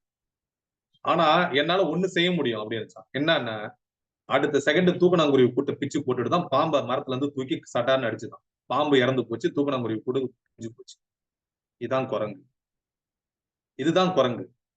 இப்படிப்பட்ட குரங்கு மனிதர்களுடன் நம்ம சேரக்கூடாது. சேரிடம் அறிந்து சேர் நமக்கு வழிகாட்டினாங்க அப்படி பாட்டு. எந்த இடத்தில் எதை பேச வேண்டும், யாரிடம் நம் திறமைகளை வெளிப்படுத்த வேண்டும், எந்த இடத்தில் எப்படி நாம் பழக வேண்டும் என்பதையெல்லாம் தெரிந்து கொள்வதும் ஒரு அறிவு. அதுதான் அவையறிதல் அவை அஞ்சாமைனே அற்புதமா வழிகாட்டினார் நமது வள்ளுவர். ஆகவே நம் தேசத்தின் பெருமை ஒரு பக்கம் இருந்தாலும் கூட அந்த தேசத்தின் பெருமைகளை நமக்குள் வைத்துக் கொண்டு அதை ஆக்கப்பூர்வமாக செலுத்துவதற்கு நம்ம அதை முயற்சி செய்யணுமே தவிர தேவையற்றவர்களுடன் நம்மளுடைய பெருமைகளை பேசுவதோ அல்லது தேவையற்றவர்களுடன் நம்மளுடைய உறவுகளை வளர்ப்பது என்பதோ நம்மளுடைய அடிப்படை திறமைக்கே வேட்டு வச்சிடும், உழ வச்சிரும் அப்படின்றத உணர்த்துவதற்காக தான் இந்த கதை. ஆகவே நட்பு என்பது கூட மிக முக்கியம். நட்பு நட்பாராயத்தில் கூட நட்பு பழமை தீ நட்புன்னு 5 அதிகாரங்களை வச்சார் வள்ளுவர். ஆகவே யாரிடம் சேர வேண்டும் அதை அங்கீகரிக்கப்படுகிறது. அப்படி எல்லாம் இறைவனர்களால் இந்த அற்புதமான இந்திய தேசத்தில் நம்ம சேர்ந்தது. யோசிச்சு பாருங்க, இந்தியன் அப்படின்னு போட்டா அது ஒரு மிகப்பெரிய பெருமை. தமிழ் பேசும் இந்தியன் பெருமையிலும் பெருமை. ஆகவே தமிழ் பேசும் இந்தியனாக இந்த குடியரசு தினத்தை நாம் கொண்டாடுவோம். இந்த குடியரசு தினத்தை நாம் கொண்டு வருவதற்காக பாடுபட்ட அத்தனை தலைவர்களையும் நன்றியோட நினைச்சு பார்ப்போம். குடியரசு தினத்தை ஒட்டி நமது மாண்புமிகு பாரத பிரதமர் ஆற்றுகின்ற உரையா இருந்தாலும் சரி, குடியரசுத் தலைவர் நமது திரௌபதி முர்மு ஒரு பழங்குடியினத்திலிருந்து இந்தியாவின் முதல் பெண்மணியாக நமது பாரத பிரதமர் மோடி அவர்களால் அடையாளம் காட்டப்பட்டு அங்கீகரிக்கப்பட்ட அந்த பெண்மணி அவர்களின் வாயிலிருந்து வருகின்ற வார்த்தைகளாக இருந்தாலும் சரி, அந்த உரைகளை கேட்போம். குடியரசு தினத்தை சிறப்பாக கொண்டாடுவோம். இந்த தேசத்தை இன்னும் வலிமையான ஒரு தேசமாக, நல்லரசாக, வல்லரசாக மாற்றுவதற்கு குறிப்பாக இளைய சக்தியாக நாம் அனைவரும் ஒன்றிணைந்து செயல்படுவோம் என்று சொல்லி, அதே நேரத்தில் பெரியாரை துணைக்கோடல் பெரியாரை பிழையாமை 2 அதிகாரங்களை வச்சு வள்ளுவனையும் மறக்க வேணாம். இளைஞர்களின் ஆக்க சக்தியோடு உழைப்போடு பெரியவர்களின் அனுபவத்தையும் சேர்த்து கொண்டால் நம் இந்தியா நல்லரசாகவும் வல்லரசாகவும் மாறுவதை யாராலும் தவிர்க்க முடியாது. நாம் ஏற்கனவே அந்த கட்டத்தை நோக்கி நகர்ந்து கொண்டிருக்கின்றோம். இன்னும் மிகச்சிறந்த ஒரு வல்லரசாக மாறுவோம். அதே நேரத்தில் நல்லரசாகவும் மாற வேண்டும் என்ற என்னுடைய வேண்டுகோளை வைத்து மீண்டும் ஒரு முறை உங்கள் அனைவருக்கும் என்னுடைய குடியரசு தின வாழ்த்துக்களை தெரிவித்து இந்த அளவில் என்னுடைய உரையை நிறைவு செய்கின்றேன். நன்றி, வணக்கம், ஜெய் ஹிந்த். புவனேஸ்வரி, நீங்க இப்பொழுது உங்களுடைய பின்னூட்டங்களை கொடுத்து விட்டு அப்படியே உங்களுடைய கருத்துக்களுக்குள் நீங்க போயிடலாம். 10 to 12 நிமிடங்கள் நீங்க பேசலாம். அதுக்கு பத்ரிஷா பேசுவாங்க, அப்புறம் மணிமேகலை. ஓகே. அனைவருக்கும் கனிவான வணக்க மலர்கள். இணையத்தாலும் இதயத்தாலும் இணைந்திருக்கக்கூடிய தொப்புள் குடி உறவுகள் அத்தனை பேருக்கும் குடியரசு தின நல்வாழ்த்துக்களை அன்போடும் மகிழ்வோடும் இந்த தமிழமுது புலனக்குழுவின் வழியாக தெரிவித்துக் கொள்கின்றோம். என்ன அற்புதமான பேச்சு நம்முடைய தலைவருடைய பேச்சு. ஏனென்றால் இது உண்மை விருப்பி இல்லை. ஏனென்றால் விடுதலை என்றால் என்ன, குடியரசு என்றால் என்ன, அந்த இரண்டுக்குமான விளக்கங்களை மிக தெளிவாக சொல்லுகின்ற பொழுதுதான் இளைய சமுதாயத்திற்கு நன்றாக புரியும். பெரியவர்களாக இருந்தாலும் சரி, சிறியவர்களாக இருந்தாலும் சரி, இந்த இரண்டுக்கும் என்ன வேறுபாடு என்பதை மிக அற்புதமாக சொன்னார்கள். அது மட்டுமல்ல, நிறைய கதைகள் அந்த கதைகள் தான் இந்த குழந்தைக்கு வந்து அருமையா உடல்நிலை சரியில்லை என்று சொன்னால் மருந்து கொடுப்பார்கள். அப்படி மருந்து கொடுக்கின்ற பொழுது தேனை குழைத்து கொடுத்தால், அந்த தேனை நன்றாக உண்டு, அந்த மருந்தையும் உண்டு உடல் நலன் பெறும். அதைப்போல இந்த நாடு விடுதலையை பெற்ற நாடாக இருந்தாலும், இந்த நாட்டிற்கு என்னென்ன தேவை என்பதையெல்லாம் மற்ற நாடுகளோடு சேர்த்து ஒப்பிட்டு சொல்லுகின்ற பொழுதுதான் நம்முடைய நாட்டினுடைய பெருமை மற்றவர்களுக்கெல்லாம் தெரியும். அந்த வகையிலே மிக அழகாக, தெளிவாக கிட்டத்தட்ட 1 மணி நேரம் என்று நினைக்கிறேன். அவ்வளவு அழகாக நேரம் போனதே தெரியவில்லை. அந்த மாரி சொல்லுகின்ற பொழுதுதான், அதான் சுவாமி விவேகானந்தர் கண்டார் இல்லையா? 100 இளைஞர்களை கொடுங்கள் என்று சொல்லி. எனக்கு என்ன பெருமை என்று சொன்னால், நான் ஒரு ஆசிரியை. அது மட்டுமல்ல, நான் பள்ளி காலங்களிலும் சரி, கல்லூரி காலங்களிலே இருந்தும் சரி, நேர்முக வர்ணனை குடமுழுக்கு திருவிழாவில செய்யக்கூடிய ஒரு புண்ணியம் எனக்கு கிடைத்துக் கொண்டிருக்கின்றது. அந்த வகையிலே பார்க்கின்ற பொழுது, எப்படியெல்லாம் இந்த தேசம் இருக்கிறது என்பதை எடுத்துச் சொல்ல வேண்டும் என்று நாம் நினைக்கிறோமோ, கடவுளின் தேசம் அருமையாக சொன்னார்கள். அதாவது அழகு தேசம், அறிவு தேசம், கலையின் தேசம், கடவுளின் தேசம் என்று. இந்திய எல்லை அது இறைவனின் எல்லை. இறைவனின் பூமி எங்கும் இந்திய எல்லை. இதுதான் அதனுடைய கோட்பாடு. அந்த இந்திய எல்லையினுடைய அந்த வரையறையை நாம் எவ்வளவு சுகமாகவும் குளிர் தென்றலாகவும் இருக்கிறோம் என்பதை எடுத்துச் சொல்லி, அடுத்த நாடுகளிலே இருக்கக்கூடிய மக்கள் எப்படி இருக்கிறார்கள் என்று சொல்கின்ற பொழுது இந்த படத்தை சொன்னார்கள். நவ் ஹியர் நோவேர் என்ற அந்த உண்மையிலேயே எனக்கு அந்த படம் பார்த்த நினைவு இருந்தாலும் நான் நாளைக்குள்ள அந்த படத்தை பார்த்து விடுவேன். அப்படி ஒரு போராட்ட ஒரு பெண், எவ்வளவு துணிச்சலான ஒரு பெண். ஏன் இதை சொல்கிறார் என்று சொன்னால், அந்த அதாவது கற்றலிற் கேட்டலே நன்று என்று சொல்வார்கள். கேட்டலிலும் பார்த்தல் அதை விட மனதிலே பதியக்கூடிய ஒன்று. ஆகவே அந்த படத்தை எடுத்துச் சொல்லி மிக அழகாக தெளிவாக சொல்லி வந்தார்கள். முதலில் நான் என்ன செய்ய வேண்டும் என்றால், முத்து ஐயாவுக்கு என்னுடைய வணக்கங்களையும் வாழ்த்துக்களையும் உரித்தாக்கி மகிழ்கின்றேன். அவர்களை நான் பார்த்ததில்லை, கண்டிப்பாக பார்க்க வேண்டும். ஏனென்று சொன்னால், இன்றைய சமுதாயத்தில், இன்றைய காலகட்டத்தில், நாம் வாழும் காலகட்டத்தில் யார் வாழ்க்கையில் உயர்கிறார்களோ அவர்களை இந்த இந்தியா நம்ம நாட்டு நண்டை பத்தி ஒரு கதையை சொல்லுவாங்க. மேல போச்சுன்னா வெளிநாடுகளுக்கெல்லாம் ஒரு கப்பல்ல நண்டுகளை ஏத்தி அனுப்பிச்சாங்களாம். அப்படி அனுப்பிக்கும் போது மற்ற நாடுகளுக்கெல்லாம் மூடி போட்டிருந்தாங்களாமா. நம்ம தமிழ்நாட்டுக்கு மட்டும் மூடி போடாம நண்டெல்லாம் ஒரு பக்கம் வச்சிருந்தாங்களாம். என்ன தமிழ்நாட்டுக்கு நண்டுக்கு மட்டும் இப்படி வச்சிருக்கீங்கன்னா, அதெல்லாம் ஒண்ணும் கவலை இல்ல. மேல ஒண்ணு வந்ததுன்னா கீழே ஒண்ணு புடிச்சு இழுத்துரும் அப்படிம்பாங்க. அப்ப மூடியே இல்லாம அது வந்து அந்த மாதிரி கொண்டு போய் சேர்த்து யாரையும் மேலேத்த விட மாட்டாங்க அப்படின்னு சில பேர் சொல்லக்கூடிய காரணத்தினால இப்படி ஒரு கதையை சொல்வது உண்டு. ஆனால் நீங்கள் மட்டுமே எங்கெல்லாம் தமிழார்வம் உடையவர்கள் இருக்கிறார்களோ அவர்களை எல்லாம் தேடி கண்டுபிடித்து உலகம் முழுவதும் இப்படி ஒன்று சேர்த்திருக்கிறார்கள் என்றால், இந்த ஒற்றை புள்ளியில் நாம் எல்லாம் இணைந்திருக்கிறோம் என்று சொன்னால் அதில் நான் மிகவும் பெருமைப்படுகின்றேன். எத்தனையோ களங்களில் நான் பயணித்தால் கூட, எத்தனையோ தொலைக்காட்சிகளில் பேசினால் கூட, எத்தனையோ வானொலிகள்ல சான்றோர் சிந்தனை சொன்னாலும் கூட, இந்த தமிழமுது புலனர் தொலைக்காட்சியில் உங்களோடு நான் இணைந்து செயல்படுவது என்பது எனக்கு இறைவன் கொடுத்த வரம் என்றுதான் நான் நினைக்கின்றேன். என்றால் போட்டி இல்லை, பொறாமை இல்லை, உண்மை, நேர்மை, உயர்வு எல்லோரும் வாழ வேண்டும் என்று நினைக்கக்கூடிய அந்த திருமூலரும் சரி, வள்ளலாரும் சரி, பாரதியாரும் சரி, பாரதிதாசன் சரி, கண்ட கனவினை நீங்கள் நனவாக்கி கொண்டிருக்கிறீர்கள். அதனால்தான் அந்த முத்து ஐயா உங்களை முத்தாக தேர்ந்தெடுத்திருக்கிறார்கள். ஆகவே வந்து யார் எதை சொல்லி அவர் உணர்ந்து பார்த்திருக்கிறார். நீங்கள் சொன்னீர்கள் எத்தனையோ ஜாம்பவான்கள் இருக்கிறார்கள், அவர்களை எல்லாம் விடுத்து கூட என்னை ஐயா தேர்ந்தெடுத்திருக்கிறார்கள் என்று சொன்னால், பெரியவர்கள் வந்து சான்றோர் பலராகுக. அவர்கள் வந்து தேடி கண்டுபிடிக்கிறார்கள். இவர்கள் வந்து முன்னுக்கு வந்தால் எப்படி அப்துல் கலாம் ஐயாவை வந்து எல்லாரும் இன்றைக்கு நம்ம அந்த அக்கினி சிறைகள் மனதுக்குள்ள இருக்கிறது. அவர் நடந்தால் வேகம் அந்த நம்ம பின்னால ஓடணுங்க. 2-3 முறை எங்கள் பள்ளிக்கும் வந்திருக்கிறார்கள், எங்களுடைய கல்லூரிக்கும் வந்திருக்கிறார்கள். பொதுக்கூட்டத்திலும் நான் அவர்களுக்கு மலர் கொடுத்து வரவேற்றிருக்கிறேன். ஆகவே அவருடைய அந்த பேச்சு, அந்த தன்மை எல்லாமே பார்க்கும்போது இப்படி ஒவ்வொரு பாரத திருமகனும் வர வேண்டும் என்ற எண்ணம் தான் உங்களுக்குள்ள இருக்கக்கூடிய ஒன்று. அதை நான் இந்த களத்திலே கண்டுபிடித்ததனால் பெருமை அடைகின்றேன். எல்லோரிடமும் சொல்லுவேன். அதைத்தான் ஐயா அவர்களும் முத்து ஐயா அவர்களும் கண்டிருக்கிறார்கள். ஆகவே அவர்களுக்கு முதல்ல என்னுடைய அன்பு கலந்த வணக்கத்தையும் நம்முடைய குழுவின் சார்பாக நன்றியையும் நான் தெரிவித்துக் கொள்கின்றேன். அடுத்து வரிசையாக சொல்லிக்கொண்டே வந்தீர்கள். எதை சொல்வது, எதை விடுவது, அதை சொன்னாலே நமக்கு நேரம் அதிகமாகிவிடும் என்ற காரணத்தினால அழகு தேசம், அதாவது எல்லா இடங்களையும், அதாவது மண்ணும் இமயமலை எங்கள் மலையே, மாநிலம் மீது இது போல் பெரிதில்லையே, இன்னொரு நீர்கங்கை யாருங்கள் யாரு, இன்னும் இதை போல வேற எதுவுமே அழகா அந்த பாட்டுல கொண்டு வருவாங்க. அதாவது பாரதியார் பாட்டு ஒவ்வொரு பாட்டையும் படிக்கின்ற பொழுது யாருக்காவது வந்து கண்டிப்பாக நாட்டுப்பற்று ஏற்பட வேண்டும் என்று சொன்னால் அந்த பாரதியினுடைய கவிதைகளை வாங்கி கொடுத்தாலே போதுமானது.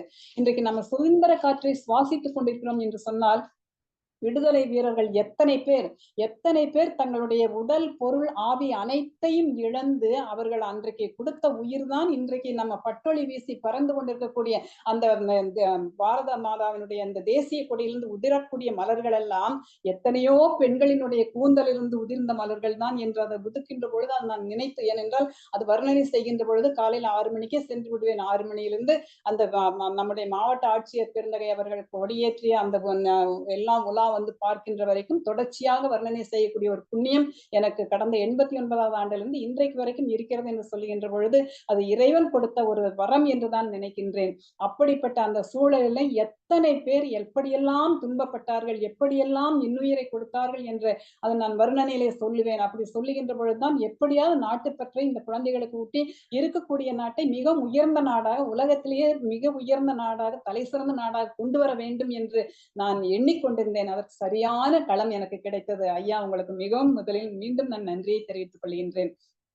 ஏன் நான் கடவுளின் தேசம், அதான் அழகு தேசம், எல்லா இடங்கள்லயும் அழகு இருக்கு, எல்லா இடங்கள்லயும் அறிவு இருக்கு அப்படிங்கிறதா நமக்கு தெரியும். சுவாமி விவேகானந்தர் உலகம் முழுவதும் சென்று நம்முடைய அந்த ஆன்மீகத்தை பரப்பி வந்தார் என்று பார்க்கிறோம். நம்ம எல்லாம் சாதாரண ஆளுகள். அவரை ஒரு சின்ன ஒரு நீங்க சொன்ன மாதிரி ஒரு கதையை அவர் சொன்னார். சுவாமி விவேகானந்தர் என்ன சொல்றாருன்னா, ஒரு இடத்துல ஆடுகள் நிறைய மேய்ந்து கொண்டிருக்கின்றன. இங்கே ஒரு கருவுற்ற ஒரு சிங்கம் ஒரு இருக்கிறது. அந்த தாய், கருவுற்ற அந்த சிங்க தாய் என்ன செய்கிறது என்று சொன்னால், உணவுக்காக வேகமாக அந்த ஆட்டுக்குட்டியினுடைய கூட்டத்தின் மேல் பாய்கின்ற பொழுது அங்கே ஒரு சிங்கக்குட்டியை ஈன்று விட்டு அங்கே இறந்து விடுகிறது. அப்ப அங்க இருக்கக்கூடிய ஆடுகள் எல்லாம் என்ன செய்கின்றன என்று சொன்னால், இந்த சிங்கக்குட்டியை எடுத்து வளர்க்கின்றன. தான் என்ன எங்க ஆடு மேய போகிறதோ அங்கேயே கூட்டி கொண்டு சென்று இந்த சிங்கக்குட்டியும் ஆட்டுக்குட்டியோடவே இருக்கின்றது. இன்னொரு முறை என்ன செய்கிறது என்றால், இன்னொரு சிங்கம் வருகின்றது. பார்க்கின்றது, என்னடா இந்த ஆட்டுக்குட்டிகளுடைய கூட்டத்துக்குள்ளேயே நம்ம மாதிரி ஒரு குட்டி இருக்கே என்று பார்க்கின்ற பொழுது, அடாடா இது உண்மையிலேயே சிங்கக்குட்டி தான், இது எப்படியாவது நம்ம கண்டுபிடித்து அது வந்து இதனுடைய உண்மையை உணர்த்த வேண்டும் என்று நினைக்கிறது அந்த வேறொரு சிங்கம். அப்போ ஒரு நாள் தனியே இந்த சிங்கக்குட்டி படுத்திருக்கும் போது பக்கத்துல வருகிறது. இங்க பாரு, நீ வந்து ஆட்டுக்குட்டி இல்ல, நீ சிங்கம், இந்த மாதிரி உனக்கு வந்து வலிமை இருக்கிறது, நீ அரசனை போல இருக்கக்கூடியவன், ஏன் இந்த குறியாட்டு கூட்டத்தோடு இருக்கிறாய் என்று சொல்லி தனியாக அழைத்து சென்று அது ஒரு இடத்துல தண்ணீர் இருக்கிறது, பார் நீ யார், நீயும் நானும் ஒரே மாதிரிதான் இருக்கிறோம் என்று சொன்ன பின்னால்தான் அந்த ஆட்டுக்குட்டிகளோடு வளர்ந்த அந்த சிங்கக்குட்டி அப்பொழுதுதான் சிங்கம் என்பதை உணர்ந்து அது தன்னுடைய வலிமையை உணர்ந்தது. ஆகவே இந்த நாட்டிலே இருக்கக்கூடிய இளைஞர்களை, நீங்கள் எல்லாம் சிங்கக்குட்டிகள், ஆட்டுக்குட்டிகள் அல்ல, வாருங்கள் வெளியே, எழுந்து வாருங்கள், இந்த நாட்டை காப்பாற்ற வேண்டும் என்று சொல்கிறார் என்று சொன்னால், இப்படி உலகம் முழுவதும் அறிவை விதைத்து தன்னுடைய பண்பாட்டையும் நாகரிகத்தையும் காப்பாற்ற வழிவகுத்தவர் தான் சுவாமி விவேகானந்தர். அவரை போன்ற இன்னும் நிறைய சான்றோர் பெருமக்கள் எல்லாம் இருக்கிறார்கள். அழகு தேசம், அறிவு தேசம், கலையின் தேசம் என்று பார்த்து கொண்டால் இன்றைக்கு எந்த ஊர் கோயிலுக்கு சென்றாலும் அந்த கோயிலினுடைய கலைகள் உள்ளுக்குள்ள அந்த கல்லிலே இருக்கக்கூடியதெல்லாம் அவ்வளவு அழகாக சிற்பங்களை செதுக்கியிருக்கிறார்கள். ஏனென்றால் என்னுடைய அந்த முனைவர் பட்ட ஆய்வே கல்வெட்டு ஆய்வு தான். அதுல இருக்கக்கூடிய ஒவ்வொரு கோயில் இருக்கக்கூடிய பொங்குச்சோழர் காலத்துல இருந்ததையெல்லாம் எடுத்து ஆய்வு செய்கின்ற பொழுதுதான் ஒவ்வொரு கோயிலிலும் எப்படி சிற்பங்கள் இருக்கின்றன, அந்த சிற்பங்கள் எதை காட்டுகின்றன என்பதையெல்லாம் நான் அதை ஆய்வு செய்து புத்தகமாகவும் போட்டிருக்கிறேன். அதை இந்த நேரத்திலே அருமையாக சொல்லிக் கொள்கிறேன். இப்ப நான் பணி செய்த அன்னூர் என்ற ஊர் இப்பொழுது அந்த புத்தகம் 3வது முறையாக நேற்று வெளிவந்திருக்கிறது. ஆகவே அதுல அந்த கல்வெட்டுகள் உலகத்திலேயே கைலை மலை இருக்கக்கூடிய நிறைய கோயில்கள் இல்லை, ஆனால் அன்னூரில் இருக்கக்கூடிய அந்த கோயில்ல கைலை மலை காட்சி வடிக்கப்பட்டிருக்கிறது என்று சொன்னால் இது கடவுளின் தேசம் அல்லவா.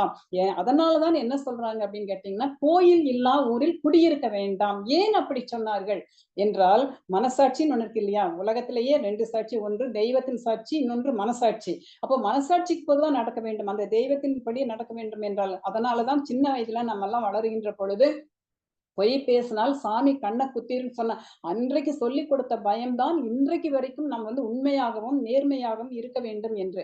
அதனால கோயில் இல்லா ஊரில் குடியிருக்க வேண்டாம்னு சொன்னாங்க. அப்படின்னா என்ன பொருள்? அந்த கோயில்ல மாதந்தோறும் வாரந்தோறும் நிறைய விழாக்கள் நடந்து கொண்டிருக்கின்றன. அந்த விழாக்களை எல்லாம் பங்கேற்றுகின்ற பொழுது எதற்காக இதை நாம் செய்கிறோம் என்றது பெரியோர்கள் நமக்கு கற்றுக் கொடுக்கிறார்கள். ஒரு செய்தி, இப்ப கோவிலுக்குள்ளே போக முடியவில்லை என்று சொன்னால் தூரத்திலிருந்து கோபுர தரிசனம் கோடி புண்ணியம் என்று சொல்வார்கள். ஏன் நான் கோபுர தரிசனத்தை செய்ய வேண்டும் என்று கேட்டால், எல்லா ஊர்களையும் கோயில் இருக்கின்றன, அந்த கோயில்கள்ல கோபுரங்கள் இருக்கு அப்படின்னு சொன்னா அந்த கோபுரத்துக்குள்ள என்ன வச்சிருக்காங்கன்னா, அந்த கோபுர கலசங்கள்ல நிறைய நவ தானியங்கள் வைத்திருக்கிறார்கள். அதாவது புனித நீர் போல அந்த புனித நீர் இருக்கிறது, தானிய வகைகள் இருக்கின்றன, எல்லா வகையான தானியங்களும் அந்த கலசங்களிலே போட்டு மேல மிக உயரத்துல உச்சியில இருக்கு. அப்படி இருக்கும்போது இந்த இயற்கை சீற்றங்களினால் பூகம்பமோ அல்லது ஏதாவது வந்தது என்று சொன்னால் பெரிய பேரிடர்கள் எல்லாம் வருகின்ற பொழுது இந்த பூமியில இருக்கக்கூடிய அந்த வேளாண்மையை அழித்து விட்டது என்று சொன்னால் கடைசியில் ஒன்றுமே இருக்காது, மனிதன் வாழ வேண்டுமே என்று சொல்லி நம்முடைய முன்னோர்கள் வந்து சாதாரணமான ஆட்கள் கிடையாது, எல்லாமே பகுத்தறிவுவாதிகள், தூய சிந்தனை மிக்கவர்கள். நம்முடைய தேவாரம் திருவாசகம் அத்தனையும் எடுத்து பார்க்கின்ற பொழுது அவர்கள் தெய்வமாகவே இருக்கிறார்கள் என்பதை, போன உயிரை திரும்ப வர வைத்ததையெல்லாம் நம்ம பார்க்கின்றோம். அவிநாசியில முதலை உண்ட பிள்ளையை எடுத்த சுந்தரரை பார்க்கின்றோம். அதே மாதிரி உயிர் போனத அந்த ஒரு நிகழ்ச்சியை மட்டும், என்ன நேரம் ஆயிட்டு, அந்த ஒரே ஒரு நிகழ்ச்சியை மட்டும் சொல்லி நான் நிறைவு செய்கிறேன் ஐயா. அந்த கோபுர கலசங்களிலே இருக்கக்கூடிய அந்த விதைகளை எல்லாம் எடுத்து விதைத்து மீண்டும் நம்ம, அதனால்தான் பாரதியார் சொல்றார், உழவுக்கும் தொழிலுக்கும் வந்தனை செய்வோம், வீணில் உண்டு கழித்திருப்போரை நிந்தனை செய்வோம் என்று பாடினார். உழவுக்கும் தொழிலுக்கும் வந்தனை செய்ய வேண்டும், அப்பொழுதுதான் இந்த நாடு நலம் பெறும். அதனாலதான் வள்ளுவ பெருந்தகையின் உழுதுண்டு வாழ்வாரே வாழ்வார், மற்றெல்லாம் தொழுது உண்டு பின் செல்பவர். அப்ப இந்த உழவுக்கும் இந்த தெய்வ பக்திக்கும் என்ன தொடர்பு இருக்கிறது என்று சொன்னால், அங்கே மேலே அத்தனை தானிய வகைகளை வைத்திருக்கிறார்கள் என்று சொன்னால், இந்த காலம் அழிந்தாலும் அழியாத செல்வம் அங்கே இருக்கிறது. ஏனென்றால் இந்த கோபுர கலசங்கள் இடை தாங்கிகள், எவ்வளவு பெரிய பேரிடர் வந்தாலும் அதை தாங்கி மக்களை வாழ வைக்கக்கூடிய காரணத்தினால்தான் ஒவ்வொரு ஊரிலும் கோயிலை கட்டினார்கள். கோயில் இல்லா ஊரில் குடியிருக்க வேண்டாம் என்று சொன்னார்கள். அப்போ அந்த இறைவன் எப்படி நம்மை ஆட்கொள்கிறான், நம்பிக்கை எந்த, அதாவது நம்பிக்கை வந்து தும்பிக்கையை போல, நம்பிக்கை வைத்தோம் என்று சொன்னால் கண்டிப்பாக கடவுள் நம்மை காப்பாற்றுவார். போன உயிராக இருந்தால் கூட திரும்பி வரும். இன்றைக்கு பார்த்தீர்கள் என்று சொன்னால், நம்ம இன்றைக்கு கோவை மாவட்டத்தில் இந்த ஒரு மாதத்திற்குள்ளே ஒரு 5-6 கோவில் திருக்குடால் முழுக்க நன்னீராட்டு விழா, ஒரு 3 கோவிலுக்கு நான் செல்லவதற்கு இறைவன் எனக்கு வாய்ப்பை கொடுத்திருந்தார். அந்த திருக்குடம் முழுக்க நான் பார்ப்பதே என்பது புண்ணியமானது. அந்த நீரை தெளிக்கிறார்களே, அது புனித நீர், அது நம் உடலில் பட்டாலே மிக அற்புதமான நிகழ்ச்சிகள் எல்லாம், நமக்கு உடல் நோயெல்லாம் நீங்கும். அப்போ அந்த ஞான சம்பந்த பெருமான் அதாவது ஏன் கடவுளின் தேசம் என்று சொல்கிறேன் என்று சொன்னால், அந்த கடவுள் போன உயிரை கூட வர வைக்கக்கூடியவர். உங்களுக்கு தெரியும், மயிலாப்பூர்ல இருக்கக்கூடிய அந்த கபாலீஸ்வரர் கோயில்ல நல்ல சிவனேசன் செட்டியார்னு ஒரு செட்டியார் இருந்தார். அவர் இறைவனுக்கு நிறைய தொண்டு செய்யக்கூடியவர். அவருக்கு ஒரு பெண் குழந்தை. அந்த பெண் குழந்தை வந்து நம்ம ஞானசம்பந்த பெருமானுக்கு தான் திருமணம் செய்து கொடுக்க வேண்டும் என்று நினைத்தார். ஆனால் அந்த குழந்தைக்கு ஒரு 7 வயதாக இருக்கும் பொழுது அரவு தீண்டி, பாம்பு தீண்டி அந்த குழந்தை இறந்து விட்டார், அந்த பெண் குழந்தை.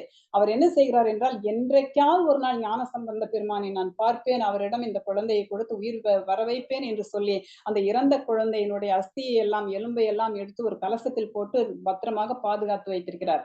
ஒரு முறை திருஞான சம்பந்த பெருமான் திருவொற்றியூர் வந்திருக்கிறார் என்று தெரிந்தவுடனே இவர் என்ன செய்கின்றார், அங்கிருந்து நேரா இங்க வந்து, ஐயா வாங்க, எங்க ஊருக்கு வாங்க. ஏன்னா இவர் மிகப்பெரிய செல்வர், நாள்தோறும் கோயிலுக்கு நல்ல திருப்பணி செய்யக்கூடியவர். அப்ப அந்த இறைவன் எப்படி ஆட்கொள்கிறான் என்பதை நம்ம அத்தனை பேரும், இந்த கதைகள் எல்லாம் பெரிய புராண கதைகள் எல்லாருமே குழந்தைகளுக்கு தெரிய வேண்டும். ஆழ்வார்கள் நாயன்மார்கள் என்ன சொல்லியிருக்கிறார் என்று சொல்லி. அப்படி வருகின்ற பொழுது இவர் கூட அங்க வந்து அந்த சாமியை கும்பிட்டு விட்டு வெளியே வருகின்றார். வந்த உடனே சொல்லி கையில கலசத்தை வச்சிருக்காரு, அழறார். ஏன் அழறீங்க அப்படின்னு கேட்ட உடனே, இல்லை என்னுடைய மகள், அவள் வந்து பூம்பாவை அவளுடைய பெயரு, அவள் வந்து உங்களுக்காக திருமணம் செய்து கொடுக்க வேண்டும் என்று நினைத்திருந்தேன், ஆனால் அரவு தீண்டி இறந்து விட்டாள், அவளுடைய அஸ்தி இதில் வைத்திருக்கிறேன், எப்படியாவது உயிர் கொடுங்கள் என்று சொன்ன உடனே இவர் உடனே அந்த பூம்பாவை பதிகம் என்று சொன்னால் 10 பாட்டு, 10 பாட்டு, எப்படி திருக்குறள் ஒரு அதிகாரத்துல 10 குறள் இருக்கின்றதோ அதே மாதிரி பதிகம் என்று சொன்னால் 10 பாடல்கள் ஞானசம்பந்த பெருமான் பார்க்கின்றார். பார்த்த உடனே மட்டிட்ட என்று தொடங்கக்கூடிய அந்த பதிகத்தை தொடங்குகிறார். அந்த பாடல்ல வர்றதெல்லாம் என்னன்னா, நம்ம தமிழரை பொறுத்த வரைக்கும் ஒவ்வொரு மாதமும் நல்ல விழாக்கள், திருவிழாக்களும் ரொம்ப அருமையா வரும்.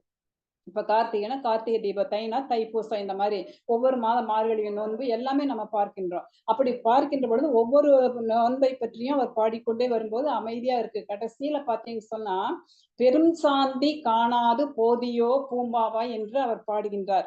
பெரும் சாந்தி என்று சொன்னால் திருக்குடமுழுக்கு, அதாவது நம்ம கும்பாபிஷேகம் என்று சொல்லுவாங்க, அதை தமிழ்ல சொல்லும்போது திருக்குடமுழுக்கு என்று சொல்றோம். அப்ப கும்பாபிஷேகம் கண்டிப்பா, நான் இதையே வலியுறுத்தி சொல்கிறேன் என்று சொன்னால், எங்கெல்லாம் இந்த கும்பாபிஷேகம் கோயில்ல நடக்குதோ அது 12 ஆண்டு, புது கோயில்னா உடனே செய்வாங்க, இல்லைன்னா 12 ஆண்டுகளுக்கு ஒரு முறை செய்வாங்க. வெள்ளியில வைத்த பீடம் என்று சொன்னால் 25 ஆண்டுகளுக்கு ஒரு முறை, தங்கத்தில பீடத்துக்கு கீழே வந்து அந்த பூசனை பண்ணுவது, பீடத்துக்கும் இறைவனுக்கும் இணைப்பு செய்தார்கள் என்று சொன்னால் அது 50 ஆண்டுக்கு ஒரு முறை. இப்படி இருக்கக்கூடியது திருக்குடமுழுக்கு. அந்த திருக்குடமுழுக்கு பார்க்காமல் நீ போய்விட்டாயா என்று இவர் பாடுகின்ற பொழுது, அந்த கலசத்திலே இருந்து அந்த கலசம் வெடித்து அதுக்குள்ளே இருந்த அந்த பூம்பாவை எழுந்து வருகிறாள். இப்பொழுது அவளுக்கு வயது 12. அப்போ 7 வயதிலே இறந்த அந்த குழந்தை இப்பொழுது 12 வயது அழகு பதுமையாக வந்து நிற்கிறாள். எல்லாருக்கும் ஆச்சரியமா இருந்தது. அந்த பாடலுக்கு உரிய இறைவன் மீது நம்பிக்கை வைத்து நாம பாடினோம் என்று சொன்னால் இறைவன் கண்டிப்பாக நமக்கு எல்லாம் அருளுவார். அவ்வனன்றி ஓரணும் அசையாது. இந்த நேரத்தில் நாம் அத்தனை பேரும் இணைந்திருக்கிறோம். பிரெஞ்சு நாட்டிலிருந்து இணைந்திருக்கிறார்கள், இலங்கையில் இருந்து இணைந்திருக்கிறார்கள், எல்லா இடங்களிலிருந்து இணைந்திருக்கிறோம் என்று சொன்னால் இதுவும் இறையாற்றல் என்றுதான் சொல்கின்றேன். ஆக பெரும் சாந்தி காணாது போதியோ பூம்பாவா என்று பாடுகின்ற பொழுது அந்த பெண் வந்தாள். உடனே அந்த சிவனேசன் செட்டியாருக்கு மிக்க மகிழ்ச்சி தாங்க முடியவில்லை. ஆகா, போன உயிர் வந்து விட்டது, என் மகளை பிழைக்க வைத்து விட்டீர்கள், என் மகளை திருமணம் செய்து கொள்ளுங்கள் என்று கேட்டவுடனே அவர் அதுக்கு பல காரணங்களை சொல்லி ஒரு குழந்தை உருவாக வேண்டும் என்றால் அந்த உருவாக்கியவர் யார் என்று கேட்டு, இறைவன் அந்த அருளை கொடுத்தால் கூட இந்த குழந்தைக்கு உயிர் வர வைத்தது இறைவனுடைய திருவருளால் நான் என்பதனால் தந்தை முறைதான் ஆகிறது, ஆகவே வேண்டாம் என்று சொல்லிவிட்டார் என்று பார்க்கின்ற பொழுது, அப்ப அந்த ஒரு திருக்குடமுழுக்கை பார்ப்பது எவ்வளவு புண்ணியம் என்பதை இந்த நிகழ்விலே இருந்து நம்ம தெரிந்து கொள்கின்றோம். இதே மாதிரி நிறைய செய்திகள் இருக்கின்றன. கல்லை வந்து தெப்பமாக நாவுக்கரசர் வரலாறு இருக்கிறது. நிறைய உள்ளுக்குள்ள தீ தணல வைத்து அந்த சமணர்கள் எல்லாம் இவரை நெருப்பூட்டி அந்த 7 நாள் அந்த சுண்ணாம்பு காலவில வைத்த போது இறைவனை நினைத்து பாடுகின்றார்.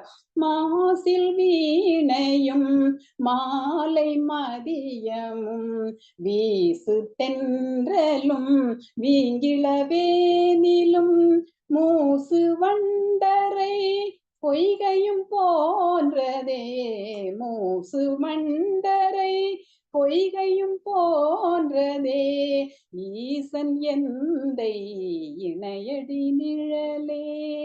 இப்படி இறைவனை நினைத்து நாம் எதை வேண்டினாலும் அந்த சுண்ணாம்பு காலவாயிலிருந்து இவர் 7 நாள் கழித்து வெளியில வருகின்றது அப்படி தங்கத்துல ஜொலிப்பதை போல அழகாக வந்தார் என்று நாம் பார்க்கின்ற பொழுது, இறைவனை வணங்கினோம் என்று சொன்னால் எல்லா நலமும் வளமும் நமக்கு கிடைக்கும். அதனால்தான் இந்திய எல்லை அது இறைவனின் எல்லை, இறைவனின் பூமி எங்கும் இந்திய எல்லை என்று சொல்கின்றோம். அந்த இந்தியாவிற்கு விடுதலை வாங்கி கொடுக்க நம்முடைய வீரர்கள் எத்தனை பேர் தன்னுடைய உயிர் துறந்தார்களோ அவர்களுக்கெல்லாம் வீர வணக்கம் செலுத்தி, இதோ இங்கே ஒரு இளைஞர் அடுத்த அப்துல் கலாமாக இருக்கின்றார், அவர் அற்புதமான வழிகளை காட்டுகின்றார், எதற்காக இந்த விழாக்களை எல்லாம் நாம் எடுக்கின்றோம் என்று ரொம்ப தெளிவாக அழகாக விரிவாக சொன்னார்கள். அந்த கருத்துக்களை அனைவரும் செவிமடுத்தோம். இதை உற்று கேட்டுக்கொண்டிருப்பவர்களுக்கும் நிறைய புரிந்திருக்கும். ஆகவே அழகழகான கதைகளை சொல்லி, நல்ல அருமையான கதைகளை சொல்லி, மற்ற நாட்டுக்கும் நம்முடைய நாட்டுக்கும் இருக்கக்கூடிய வேறுபாட்டை சொல்லி, இப்படி ஒரு அழகான தேசத்திலே இருக்கக்கூடியவர்கள் நம் எவ்வளவு ஒற்றுமையாக இருக்க வேண்டும், அந்த ஒற்றுமையை வழி கொண்டு வருவோம். எல்லோரும் ஒற்றுமையின் வழி வாழ்வோம். சாதி இரண்டொழிய வேறில்லை என்று சாற்றுங்கால் என்று சொல்வதை போல இந்த சாதிகளை வந்து ஒருக்க வேண்டும், தடுக்க வேண்டும். ஆகவே எல்லோரும் எல்லாமும் பெற வேண்டும் என்ற பாரதி கண்ட கனவு இங்கே நனவாவதற்கு இப்படி ஒரு தமிழமுது புலன குழு செயல்பட்டு கொண்டிருக்கிறது. உலகத்தில் இருக்கக்கூடிய அத்தனை அகில உலக தமிழ் நண்பர்கள் குழு இதை கண்டுகொண்டுதான் இருக்கும். உங்களுக்கு எப்படி அந்த முத்து ஐயா வந்து மிகவும் பாராட்டினாரோ, உங்களுக்கு ஒரு முதல் இடம் இருக்கிறதோ, அதே போல உலகத்தில் இந்த குடியரசு தின நாள் என்று நிச்சயமாக மிகப்பெரிய ஒரு விருது ஒன்றும் இறைவன் உங்களுக்காக வைத்திருப்பார் என்றுதான் நான் நினைக்கின்றேன். ஆகவே அந்த இறைவனை வேண்டி விரும்பி எண்ணிய முடிதல் வேண்டும், நல்லதை எண்ணல் வேண்டும், திண்ணிய நெஞ்சம் வேண்டும், தெளிந்த நல்ல அறிவு வேண்டும் அனைவருக்கும் என்று கேட்டுக்கொண்டு, இப்படிப்பட்ட அருமையான ஒரு வாய்ப்பை எனக்கு நல்கியமைக்கு மன மொழி மெய்களால் நன்றியை வணக்கம். ரொம்ப ரொம்ப மகிழ்ச்சி. ரொம்ப ரொம்ப அற்புதமான ஒரு உரையை கொடுத்தாங்க நமது ஆன்மீக செம்மல் நல்லாசிரியர் புவனேஸ்வரி. எப்பொழுதுமே அவங்களுக்கு வந்து என் மீது மிகுந்த அன்பு கொண்டு பற்று கொண்டு மிகச்சிறந்த வாழ்த்துக்களை தெரிவிக்கக்கூடிய ஒரு ஆளுமை. அவங்களுக்கு இந்த நேரத்தில் என்னோட மனப்பூர்வமான நன்றிகளை சொல்றேன். நிறைய கருத்துக்களை குறிப்பாக ஆன்மீக ரீதியாக, ஏன்னா அவங்க ஆன்மீக செம்மல் அடிப்படையில நிறைய கருத்துக்களை கொண்டு வச்சாங்க. குறிப்பாக கடைசியில திருநாவுக்கரசர் அவர்கள் பாடிய பாடல்கள் மற்றும் பல்வேறு விதமான ஞானிகள் நமக்கு செஞ்சதை பற்றிலாம் ரொம்ப அற்புதமா சொன்னாங்க. முத்து ஐயாவை பற்றி ரொம்ப சிறப்பா சொன்னாங்க. அவங்களுக்கு அந்த நேரத்துல என்னோட மனப்பூர்வமான நன்றிகளை தெரிவிக்கிறேன். இந்த நேரத்துல மிக முக்கியமான ஒரு விஷயத்த நான் இங்க குறிப்பிட விரும்புறேன். இன்று உலக பெண் குழந்தைகள் தினம், குறிப்பாக தேசிய பெண் குழந்தைகள் தினம் அப்படின்னு கூட சொல்லலாம். இந்த நேரத்தில் பெண் குழந்தைகள் என்பவர்களை வைத்திருப்பவர்கள் அனைவருக்கும் என்னுடைய மனப்பூர்வமான வாழ்த்துக்களை தெரிவிக்கிறேன். ஏன்னா நல்லா புரிஞ்சுக்குங்க, இறைவன் ஒருவருக்கு வரம் கொடுக்க விரும்பினால் அவர்களுக்கு ஆண் குழந்தைய கொடுப்பான். ஆனால் இறைவனே பிறக்கணும்னு நினைச்சா பெண் குழந்தையா வந்துடும். இதான் வித்தியாசம். இறைவன் ஒருவங்களுக்கு வரம் கொடுத்தா அது குழந்தையாக, ஆண் குழந்தையாக வரும். ஆனால் இறைவனே குழந்தையாக வரணும் முடிவு எடுத்தா பெண் குழந்தையாக தான் வரும். அதனால்தான் பெண்மையின் பேராற்றல் என்ற ஒரு மாபெரும் புத்தகத்தை நான் எழுதினேன். வெகு விரைவில் அது சாகித்ய அகாடமிக்கு பரிந்துரைக்கப்படும். பல்வேறு கல்லூரிகள்ல நான் நிகழ்ச்சிகள் நடத்தும் போது அந்த கல்லூரிகள்ல அது மிகப்பெரிய வரவேற்பு பெற்றுக் கொண்டு வருகின்றது. அதற்கு அச்சாரமாக இட்டது அந்த பெண் என்ற மாபெரும் சக்தி தான். பல்வேறு விதமான குறைகள் ஒரு சில நேரங்கள் நம்ம சில பேரை பற்றி பேசினாலும் கூட, ஏன்னா இன்னைக்கு காலகட்டத்துல பாத்தீங்கன்னா ஆணுக்கு பெண் சமம் இல்லைன்னு நான் பலமுறை சொல்லியிருக்கேன். ஆணை விட பல மடங்கு உயர்ந்தவர்கள் பெண்கள்.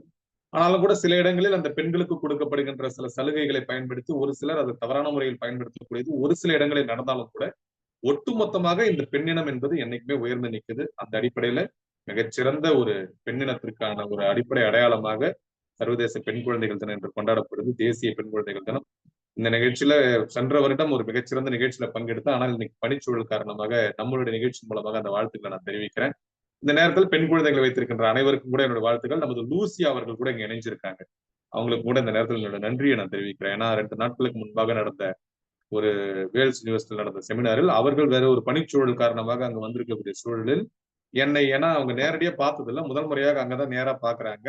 பார்த்து என்னை அவர்கள் அங்கு அங்கீகரித்து என்னுடன் அங்கு நடந்த அந்த சில பணிகள்ல எனக்கு ஒத்துழைப்போட இருந்தாங்க. அவர்களுக்கு கூட ஒரு அற்புதமான ஒரு பெண் குழந்தை இருக்கு. அவங்களுக்கு என்னுடைய வாழ்த்துக்களை தெரிவிக்கிறேன். மிகச்சிறந்த ஒரு ஆளுமை. நம்ம இயக்கத்தின் மீதும் என் மீதும் மிகுந்த பற்று கொண்ட ஒரு ஆளுமை. பல்வேறு விதமான களப்பணிகளை செய்வதற்கு தயாரா இருக்காங்க. அது என்னன்னா நமது மணிமேகலை ஆகட்டும், புவனேஸ்வரி ஆகட்டும், பத்ரிஷா ஆகட்டும், அல்லது நம்ம லூசியா, இன்னும் நம்ம நிகழ்ச்சிக்கு வர முடியாவிட்டாலும் இதை பார்த்து கொண்டிருக்கின்ற நமது விஜயராணி எல்லாருமே அவர்களால் இயன்ற பங்களிப்பை, அது வெறும் நிதி மட்டுமல்ல, நிதி என்பது ஒரு கடைசி கட்டம் தான்.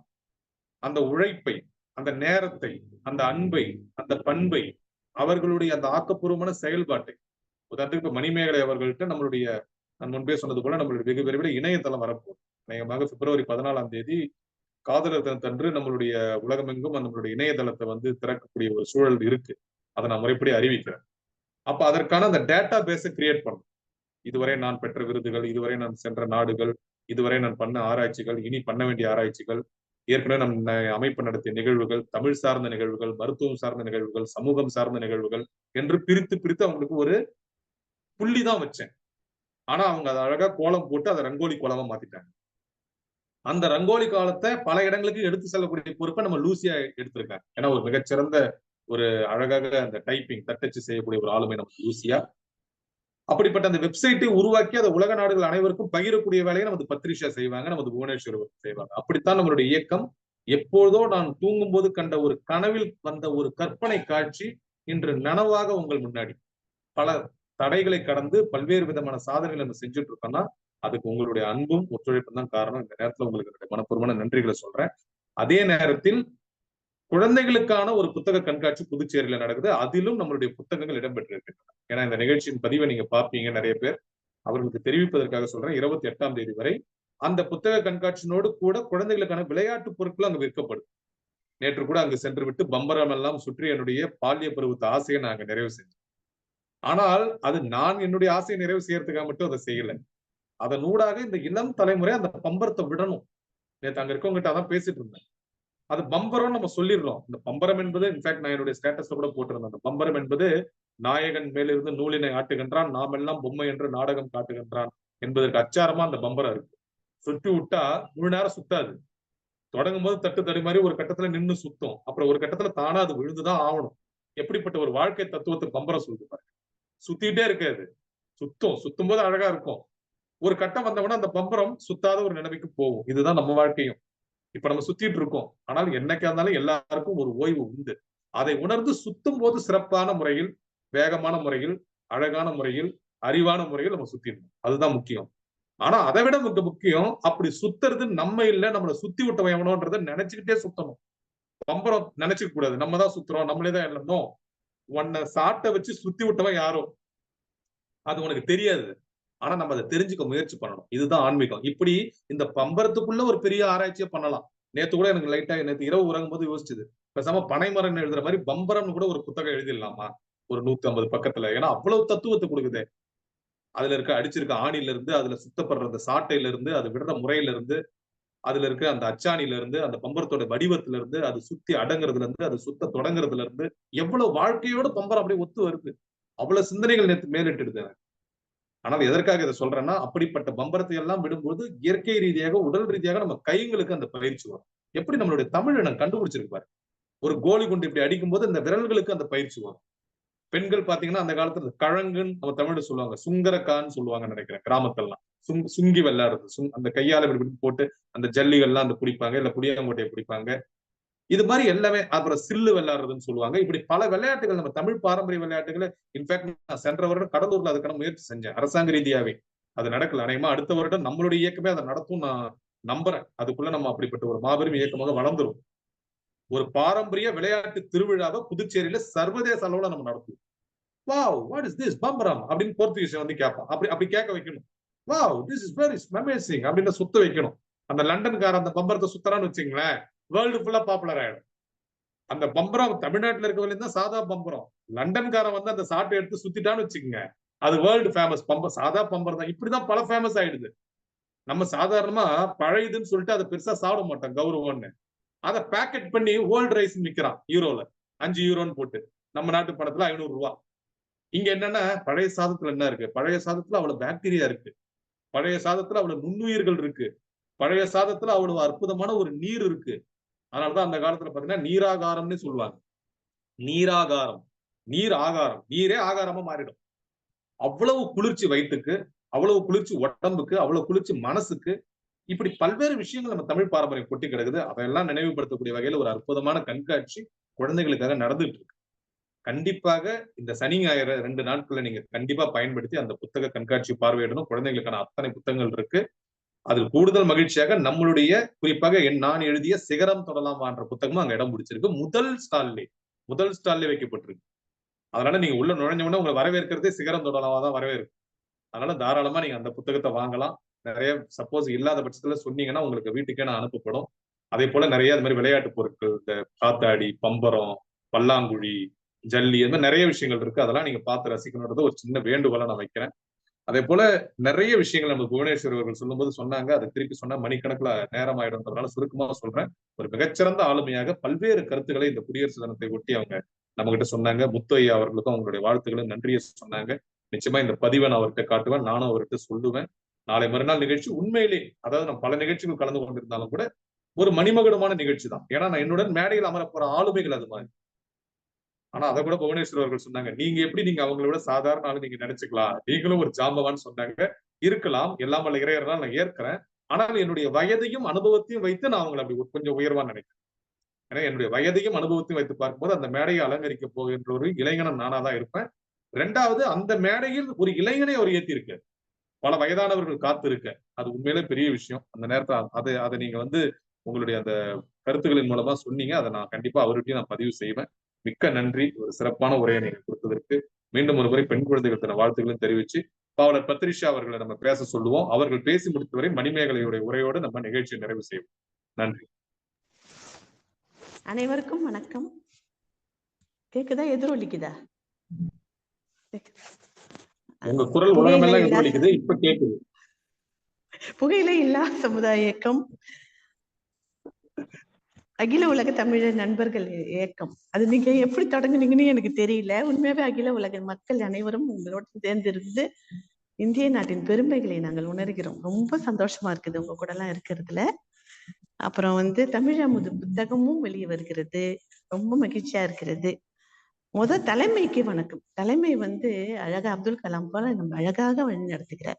தலைமைக்கு வணக்கம். இங்கே தமிழுக்கு கிடைத்த பரிசு, கலையில் மகிழ்ந்து உயர்ந்து கவிஞர்கள் வந்ததே சிறப்பு.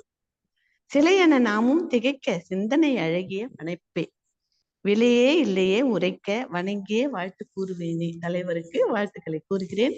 தொடர்ந்து சிறப்புடன் நீங்கள் செயல்பட வேண்டும் என்று தான் நான் விரும்புகிறேன். எனக்கு வந்து இந்திய நாடு ரொம்ப பிடிக்கும். முதல்ல நான் இந்த பிரான்ஸ் நாட்டுல நம்ம தலைவர் தான் ஒரு போட்டி வச்சிருந்தாரு.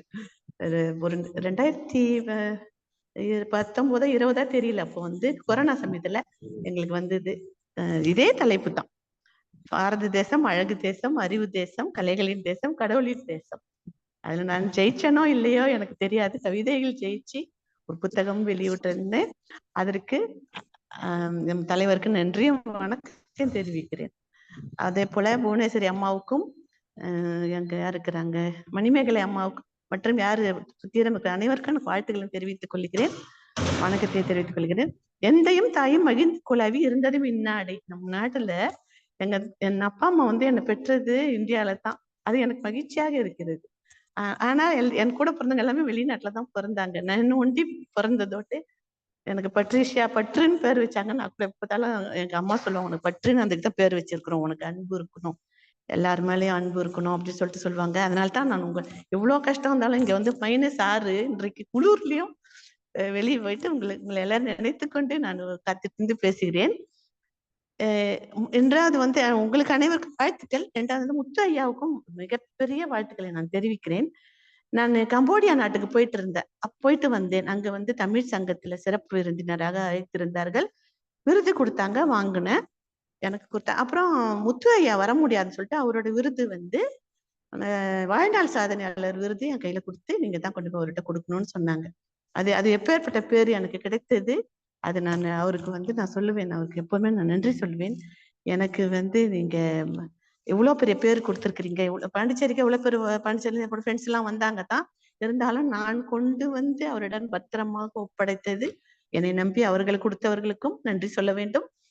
முத்து ஐயா என் மேல் நம்பிக்கை வைத்த அவருக்கும் நான் நன்றி சொல்ல வேண்டும். அவ்வளவுதான். அதனால அவருக்கும் திருப்பியும் என்னோட வாழ்த்துக்களை தெரிவிக்கிறேன். அப்புறம் இன்றைக்கு வந்து குழந்தைகள் தினம், பெண்கள் தினம் என்று சொன்னீங்க. ஒவ்வொரு பெண் பிள்ளைகளுக்கும், நானும் தான் ஒரு பொம்பளை பிள்ளைங்க அப்பா அம்மாவுக்கு, அதெல்லாம் நினைச்சுக்க. எனக்கு 2 பையன் தான், அதனால ஒன்றும் கவலை கிடையாது.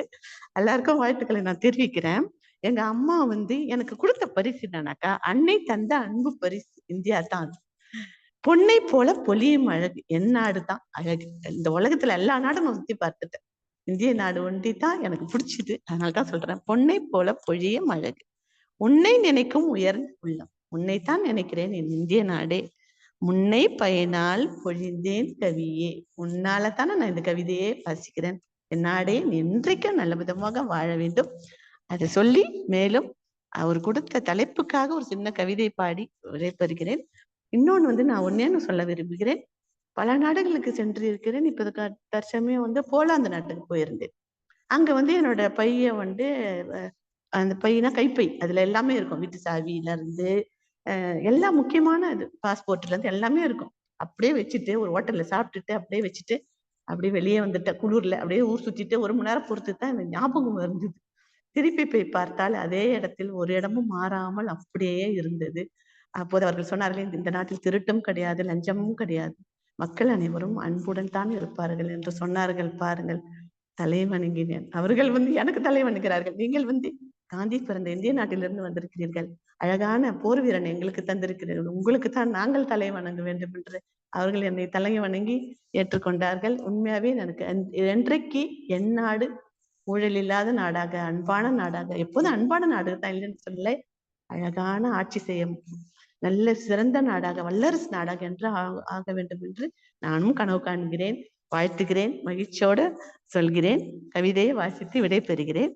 அழகு நாடு, அன்பான நாடு, பழகும் பண்பான பாரதம் நமது நாடும். அவங்க கொடுத்த தலைப்பு வந்து அழகு பாரதம், அன்பான பாரதம், பழகும் பாரதம், பண்பான பாரதம், கலைகளின் தேசம், கடவுளின் தேசம், சிலைகள் நிறைந்த சிறந்த தேசம், கண்களில் கருணை காட்டும் தேசம், பெண்களை கண்களாக பார்க்கும் தேசம், சிறப்பான தேசம், சிந்தனை தேசம், பிறப்பால் உயர்ந்த பண்பாட்டின் தேசம், மலைகளும் அருவிகளும் மயக்கும் தேசம், நிலையான நிம்மதி நிறைந்த நேசம், நல்லவர் வாழும் நல்ல தேசம், வல்லவர் ஆக்கிவிடும் வளமான தேசம், கனிமங்கள் நிறைந்து தமிழும் தேசம், தனி பெரும் பெருமைகள் தன்னடக்கிய தேசம், இயற்கை வளமான இன்ப தேசம், செயற்கை மாற்றி செழிக்கும் தேசம், புண்ணிய பூமியே, புதுமை பாரதமே, எண்ணியபடியே எழிலாய் வாழ்கவே என்று உங்கள் அனைவருக்கும் மறுபடியும் வாழ்த்துக்களை கூறி விடைபெறுகிறேன். பாவலர் பத்ரிஷா, பிரான்சிலிருந்து. நன்றி, வணக்கம்.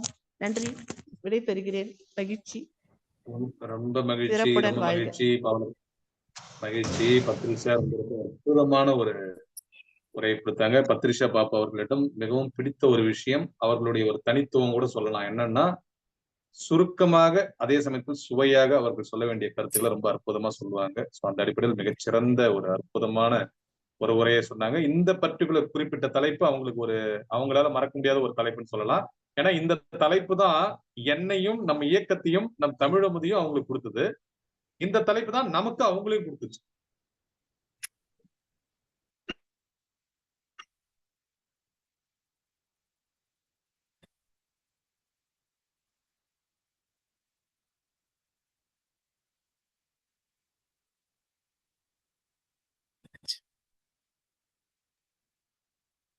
ஏன்னா இந்த நிகழ்ச்சியில அந்த அறிவு தேசம், அழகு தேசம், கலையின் தேசம், கடவுள் தேசம் தலைப்புல அவங்க பரிசு வாங்கினாங்க. அந்த பரிசு வாங்கின கவிதையை வைத்து அவர்கள் ஒரு புத்தகத்திலையும் அவங்க அந்த கவிதையை பதிப்பிச்சிருக்காங்க. அது அவங்க ஒரு புத்தகம் போடுவதற்கும் ஒரு வாய்ப்பாகவும் அமைஞ்சது. ரெண்டாவது, அந்த நிகழ்ச்சியில இருந்து எனக்கு தெரிந்து தொடர்ச்சியாக நம்மளுடைய இயக்கத்தோடு கிட்டத்தட்ட 5 ஆண்டுகளாக அவங்க பயணிச்சுட்டு இருக்காங்க. எல்லா விதமான நிகழ்வுகளையும், வெளியரங்க நிகழ்வுகளை மட்டும்தான் ஒரு சில நிகழ்ச்சியில அவங்க பங்கேற்க முடியல. ஆனாலும் அனைத்து நிகழ்வுகளும் அவங்க பங்கேற்கிறாங்க. அவங்களுக்கு மனப்பூர்வமான நன்றி. அடுத்தது நம்ம மணிமேகலை அவர்களுக்கு. அகில உலக தமிழ் நண்பர்கள் சமூக இயக்கம் மற்றும் புகையில்லா சமுதாய இயக்கம் மற்றும் நமது தமிழமுது புலனாக்குழு மருத்துவர் கலைவேந்தர் ஐயா அவர்களுக்கு வணக்கத்தை தெரிவித்துக் கொள்கிறேன். புவனேஸ்வரி அம்மா மற்றும் பாப்பம்மா அவர்களுக்கும் எனது வணக்கத்தை தெரிவித்துக் கொள்கிறேன். பாரத தேசம் அழகு தேசம், அறிவு தேசம், கலையின் தேசம், கடவுளின் தேசம், நம் கலைவேந்தரின் நேசம். அது உண்மையான ஒரு அழகான ஒரு தலைப்பு. தலைமைக்கு ஒரு சிறு கவிதை ஆசிரியப்பாவில். தலைமை நிறைந்த தனித்தன்மையால் அலையை அளிக்கும் அறிவோடுமே சொல்லவே நின்று வழிகாட்டிடும் பெருமை பெரும் தலைவனுக்கே, பெருமை பெரும் தலைவனுக்கே. நான் சுருக்கமாக முடித்துக் கொள்கிறேன். ரொம்ப அழகா இருந்துச்சு ஐயா பேசின உரைகள் எல்லாம். அம்மாவும் நிறைய ஆன்மீகத்தை பத்தி பேசுனாங்க. புவனேஸ்வரி அம்மா ரொம்ப நல்லா இருந்துச்சுங்கம்மா. நீங்க பேசின அந்த ஒவ்வொரு இதுவும் அப்படியே நல்லா இருந்துச்சு. உண்மையிலே நமது பாப்பு அம்மா பேசின கவிதைகள்லாம் பாத்தீங்கன்னா அப்படியே தேசத்தோட ஊறி போய் அந்த தேசம் அப்படின்னு சொன்னாலே அவங்க அப்படியே உள்ளெல்லாம் சிலாய்க்கிற அளவுக்கு ரொம்ப அருமையா பேசினாங்க. கவிதை ரொம்ப அருமையா இருந்ததம்மா. பாரத தேசத்துக்கு நானும் ஒரு கவிதை எழுதியுள்ளேன். பாரத தேசம் பவள மண் சூழ்ந்தது, பாரத தேசம் பவள மண் சூழ்ந்தது, பக்தியின் வழியில் பகலொளி பாய்ந்தது, பக்தியின் வழியில் பகலொளி பாய்ந்தது, அழகின் மடந்தை அறம்பொருள் காத்தது, அறிவின் கருவி அறிவியலில் தாங்கியது. அழகு தேசம் மலர்களின் மாலை, அழகு தேசம் மலர்களின் மாலை, அன்பின் வாசலில் சீரியது போதை, அன்பின் வாசலில் சீரியது போதை, கலைமகள் வாழும் கோயிலின் மாடை, கனவுகளை செதுக்கும் கல்வியின் தாளை, கனவுகளை செதுக்கும் கல்வியின் தாளை, அறிவு தேசம் அறிவொளி தந்து, அறத்தின் மேல்வெளி மனிதரை பந்து, அறத்தின் மேல்வெளி மனிதரை பந்து, நூற்றாண்டு காலம் நுண்மையால் சென்று நவீன உலகில் முன்னிலையில் நிற்குது, நவீன உலகில் முன்னிலையில் நிற்கிறது. கலையின் தேசம் இசையால் மயங்கும், இலக்கிய புதினம் இதயத்தை நெகிழ்க்கும், படைப்பாளி மனம் புகழ்பாடும் யுகத்தில், படைப்பாளி மனம் புகழ்பாடும் யுகத்தில், பாரம்பரியம் காத்து பசுமையாய் நிற்கும் தேசத்தில், பாரம்பரியம் காத்து பசுமையாய் நிற்கும் தேசத்தில், கடவுளின் தேசம் கருணையின் வடிவம், கடவுளின் தேசம் கருணையின் வடிவம், காயையும் மாற்றும் தருணத்தின் கனிவு, ஆதியாய் திகழும் சிந்தனை வழியில், அன்பின் அடையாளம் ஆனந்த மடலில், அன்பின் அடையாளம் ஆனந்த மடலில், இந்த பாரத மண் புகழ் பாடிடும் நாளை, இந்த பாரத மண் புகழ் பாடிடும் நாளை, பேரொளியில் பொழிந்திடும் உலகத்தில் மாறி, மனதில் உறுதியும் சிந்தனையில் ஆற்றலும், மனதில் உறுதியும் ஆற்றலும், மாமலர் தேசம் மலர்ந்திடுமே நம் பாரத தேசம், மாமலர் தேசம் மலர்ந்திடுமே நம் பாரத தேசம். இன்றைக்கு அந்த முத்து ஐயா பத்தி நான் முத்து ஐயா பத்தி தெரிஞ்சுக்கிட்டது இல்லை, அதாவது அவரை நான் பார்த்தது இல்லை. ஆனா ஐயா ஒரு விளக்கம் எனக்கு கொடுத்திருக்கிறாரு, நமது மருத்துவர் ஐயா. அதை பார்க்கும்போது என்னன்னா, நான் உண்மையிலேயே அதை பார்த்துட்டு ரொம்ப இது பண்ணேன். இப்படி ஒரு ஐயா இருப்பாரா, இவ்வளோ நிறைய அதை படிச்சுட்டு எனக்கே ரொம்ப இதா இருந்துச்சு. ஆனா ஐயா, நீங்க அம்மா சொன்னது உண்மை. அவருக்கு என்ன சொல்றது, அவர் அளவுக்கு நீங்க வந்து நீங்களும் அந்த அளவுக்கு எல்லாமே பண்ணியிருக்கிறீங்க. எல்லா செயல்களும் செஞ்சிருக்கிறீங்க. அது உண்மையான ஒண்ணு. புவனேஸ்வரி அம்மா சொன்னது உண்மை. ஏன்னா நானு 2யுமே ஈக்குவல் ரைட்ஸ் பண்ணி பார்த்துருக்கிறேன். ஸோ அதனால சொல்றேன் நானு. உண்மையிலே அ நீங்களும் அந்த அளவுக்கு இருக்கிறீர்கள் ஐயா. உங்களுடைய இதுவும் மேன்மடைகிறது. அவரோட இணைந்து இந்த நிகழ்வை வந்து கலந்து கொள்ளப் போகிறீர்கள். ரொம்ப நன்றி. அந்த முத்தையா அவருக்கும் நன்றிகளை தெரிவித்துக் கொள்கிறேன். நன்றி உரலில் ஒரு சிறு கவிதை. நன்றி நவலில் நெஞ்சில் நிறைந்து நன்பெயர் கொண்ட வாழ்வை விளைவோம். நன்பெயர் கொண்ட வாழ்வை விளைவோம். அன்பும் ஒழுக்கமும் ஆகின்ற பெருமனமே, அன்பும் ஒழுக்கமும் ஆகின்ற பெருமனமே, நன்றி சொல்லல் நற்செயலின் தரமே, நன்றி சொல்லல் நற்செயலின் தரமே. அனைவருக்கும் வணக்கம் சொல்லி விடைபெறுகிறேன் ஐயா. நன்றி, வணக்கம். ரொம்ப மகிழ்ச்சி. கவிஞர் மணிமேகலை நம்மளுடைய இயக்கத்துடைய இணை செயலாளராக மிகச்சிறந்த ஒரு பொறுப்பை ஏற்று நடத்தி கொண்டிருக்கின்ற ஒரு மிகச்சிறந்த ஆளுமை. நிறைய விஷயங்கள் அவங்க சொன்னாங்க. ஏன்னா அந்த முத்தையாவை பத்தி கூட அவங்க பேசினாங்க. அது அடிக்கடி பேச வேண்டிய அவசியம் இல்லை. ஆனாலும் அதை ஏன் நான் அந்த இடத்துல குறிப்பா பதிவு செய்ய விரும்பணும்னா, உண்மையில் அதை போன்ற ஒரு மிகச்சிறந்த ஆளுமைகளோடு அவர்களுடைய இதயத்தில் இடம் பிடிப்பது என்பதுதான் நம் செய்து கொண்டிருக்கின்ற பணிகளுக்கான ஒரு அங்கீகாரமா நான் பாக்குறேன். அது முத்தையாவாக இருந்தாலும் சரி, அவர் புதுவை தமிழ்ச்சங்கத்தின் தலைவர் மட்டுமல்ல. நான் வந்து ஒரு 3 தேசங்களுக்கு போயிட்டு வந்திருக்கேன். கிட்டத்தட்ட ஒரு 100-120 விருதுகள் வாங்கியிருக்கேன். மருத்துவத்துறை, சமூகத்துறை மற்றும் தமிழ்துறை, இந்த 3 துறைகள்ல பல்வேறு விதமான பரிமளிப்புகளை செஞ்சுட்டு இருக்கேன். ஆனால் என்னை விட அவர் ஒரு 20-25 வருடங்கள் அதிகமானவராக இருக்கலாம். இன்ஃபேக்ட் என்னை விட ஒரு 40 வருடங்கள் கூட அதிகம்னு நினைக்கிறேன். ஏன்னா ஏற்கனவே ஒரு 80 வயதை நெருங்கக்கூடிய ஒரு சூழல்ல இருக்காரு. அப்படிப்பட்ட ஒரு மிகப்பெரிய மனிதர் செய்திருக்கின்ற சாதனைகள் எனக்கு ஒரு இன்ஸ்பிரேஷனா இருக்கு. ஆனால் என்னுடைய வயது அவருக்கு அனுபவமா கூட இருக்கும். அப்படிப்பட்ட மனிதரின் இதயத்தில் இடம் பிடித்து நமது தமிழகத்தின் அரசவை கவிஞராக இருந்த கவிஞர் முத்துலிங்கம், இப்பொழுது சிறப்பான பாடல்களை எழுதி கொண்டிருக்கின்ற கவிஞர் சிநேகன், புதிய தலைமுறை உள்ளிட்ட பல்வேறு தொலைக்காட்சிகளில் நேர்பட பேசும் நிகழ்ச்சிகளில் கலந்து கொண்டு அரசியல் மேடைகளிலும் அதே சமயத்தில் இலக்கிய மேடைகளில் இருக்கின்ற ஆவடிக்குமார், நம் புதுவை மண்ணின் பெருமையாக இருக்கக்கூடிய செந்தமிழ் செம்மல் சீனு வேணுகோபால், இப்படிப்பட்ட ஆளுமைகளோடு அவர் என்னை இணைச்சதுன்றதுதான் எனக்கு அதுல ஒரு மிகப்பெரிய பெருமை. அதை ஒவ்வொரு முறை அந்த அழைப்பதழ் பார்க்கும்போது அது காரணம் என்னன்னா, அது அந்த அழைப்பதழோ அல்லது அந்த நிகழ்ச்சியில் நான் கலந்து கொள்வதே எனக்கு ஒரு பெரிய பெருமை அல்ல. அது பல நிகழ்ச்சியில் நான் கலந்துக்கிறேன். நாளை கூட நான் முன்பே சொன்னது போல 2 நிகழ்ச்சியில கலந்துக்கிறேன். மருத்துவ ரீதியாக பல மாநாடுகளுக்கு போறேன், பல வெளிநாடுகள் போறேன். இந்த வருடமும் இன்னும் ஒரு 6 நாடுகள் அழைப்பு விடுத்திருக்கு. அது ஓகே. ஆனால் அந்த இதயத்தில் இடம் பிடித்தது என்பதுதான் நான் பெருமையா நினைக்கிறேன். ஏன்னா அந்த அழைப்பதழ் பார்க்கும்போது அது எனக்கு தெரியும். மேபி உங்களில் பல பேருக்கு அது தெரிந்திருக்க வாய்ப்பு இல்லை. ஏன்னா நான் பல அழைப்பதழ்களை பார்க்கறதுனால அந்த அழைப்பதில் இருக்க பல பேர் எல்லாமே வாழ்த்துறையில நான் பார்த்த பேர் தான். அவர்களுடைய பேரே அதுல இடம்பெறல. ஆனால் அவர்கள் பேர் பின்னாடி இடம்பெற்றிருக்கு. ஆனால் அவர்களை தாண்டி நம்மை அவர்கள் முன்னாடி வைத்திருக்கிறார் என்று சொன்னால் எந்த அளவுக்கு நம்ம மீது ஒரு அபிமானத்தை அவர் வைத்திருப்பார் என்பதை நம்ம பார்க்கக்கூடிய ஒரு வாய்ப்பு கிடைச்சது. சோ அந்த அடிப்படையில் அவருக்கு நன்றி, மகிழ்ச்சி.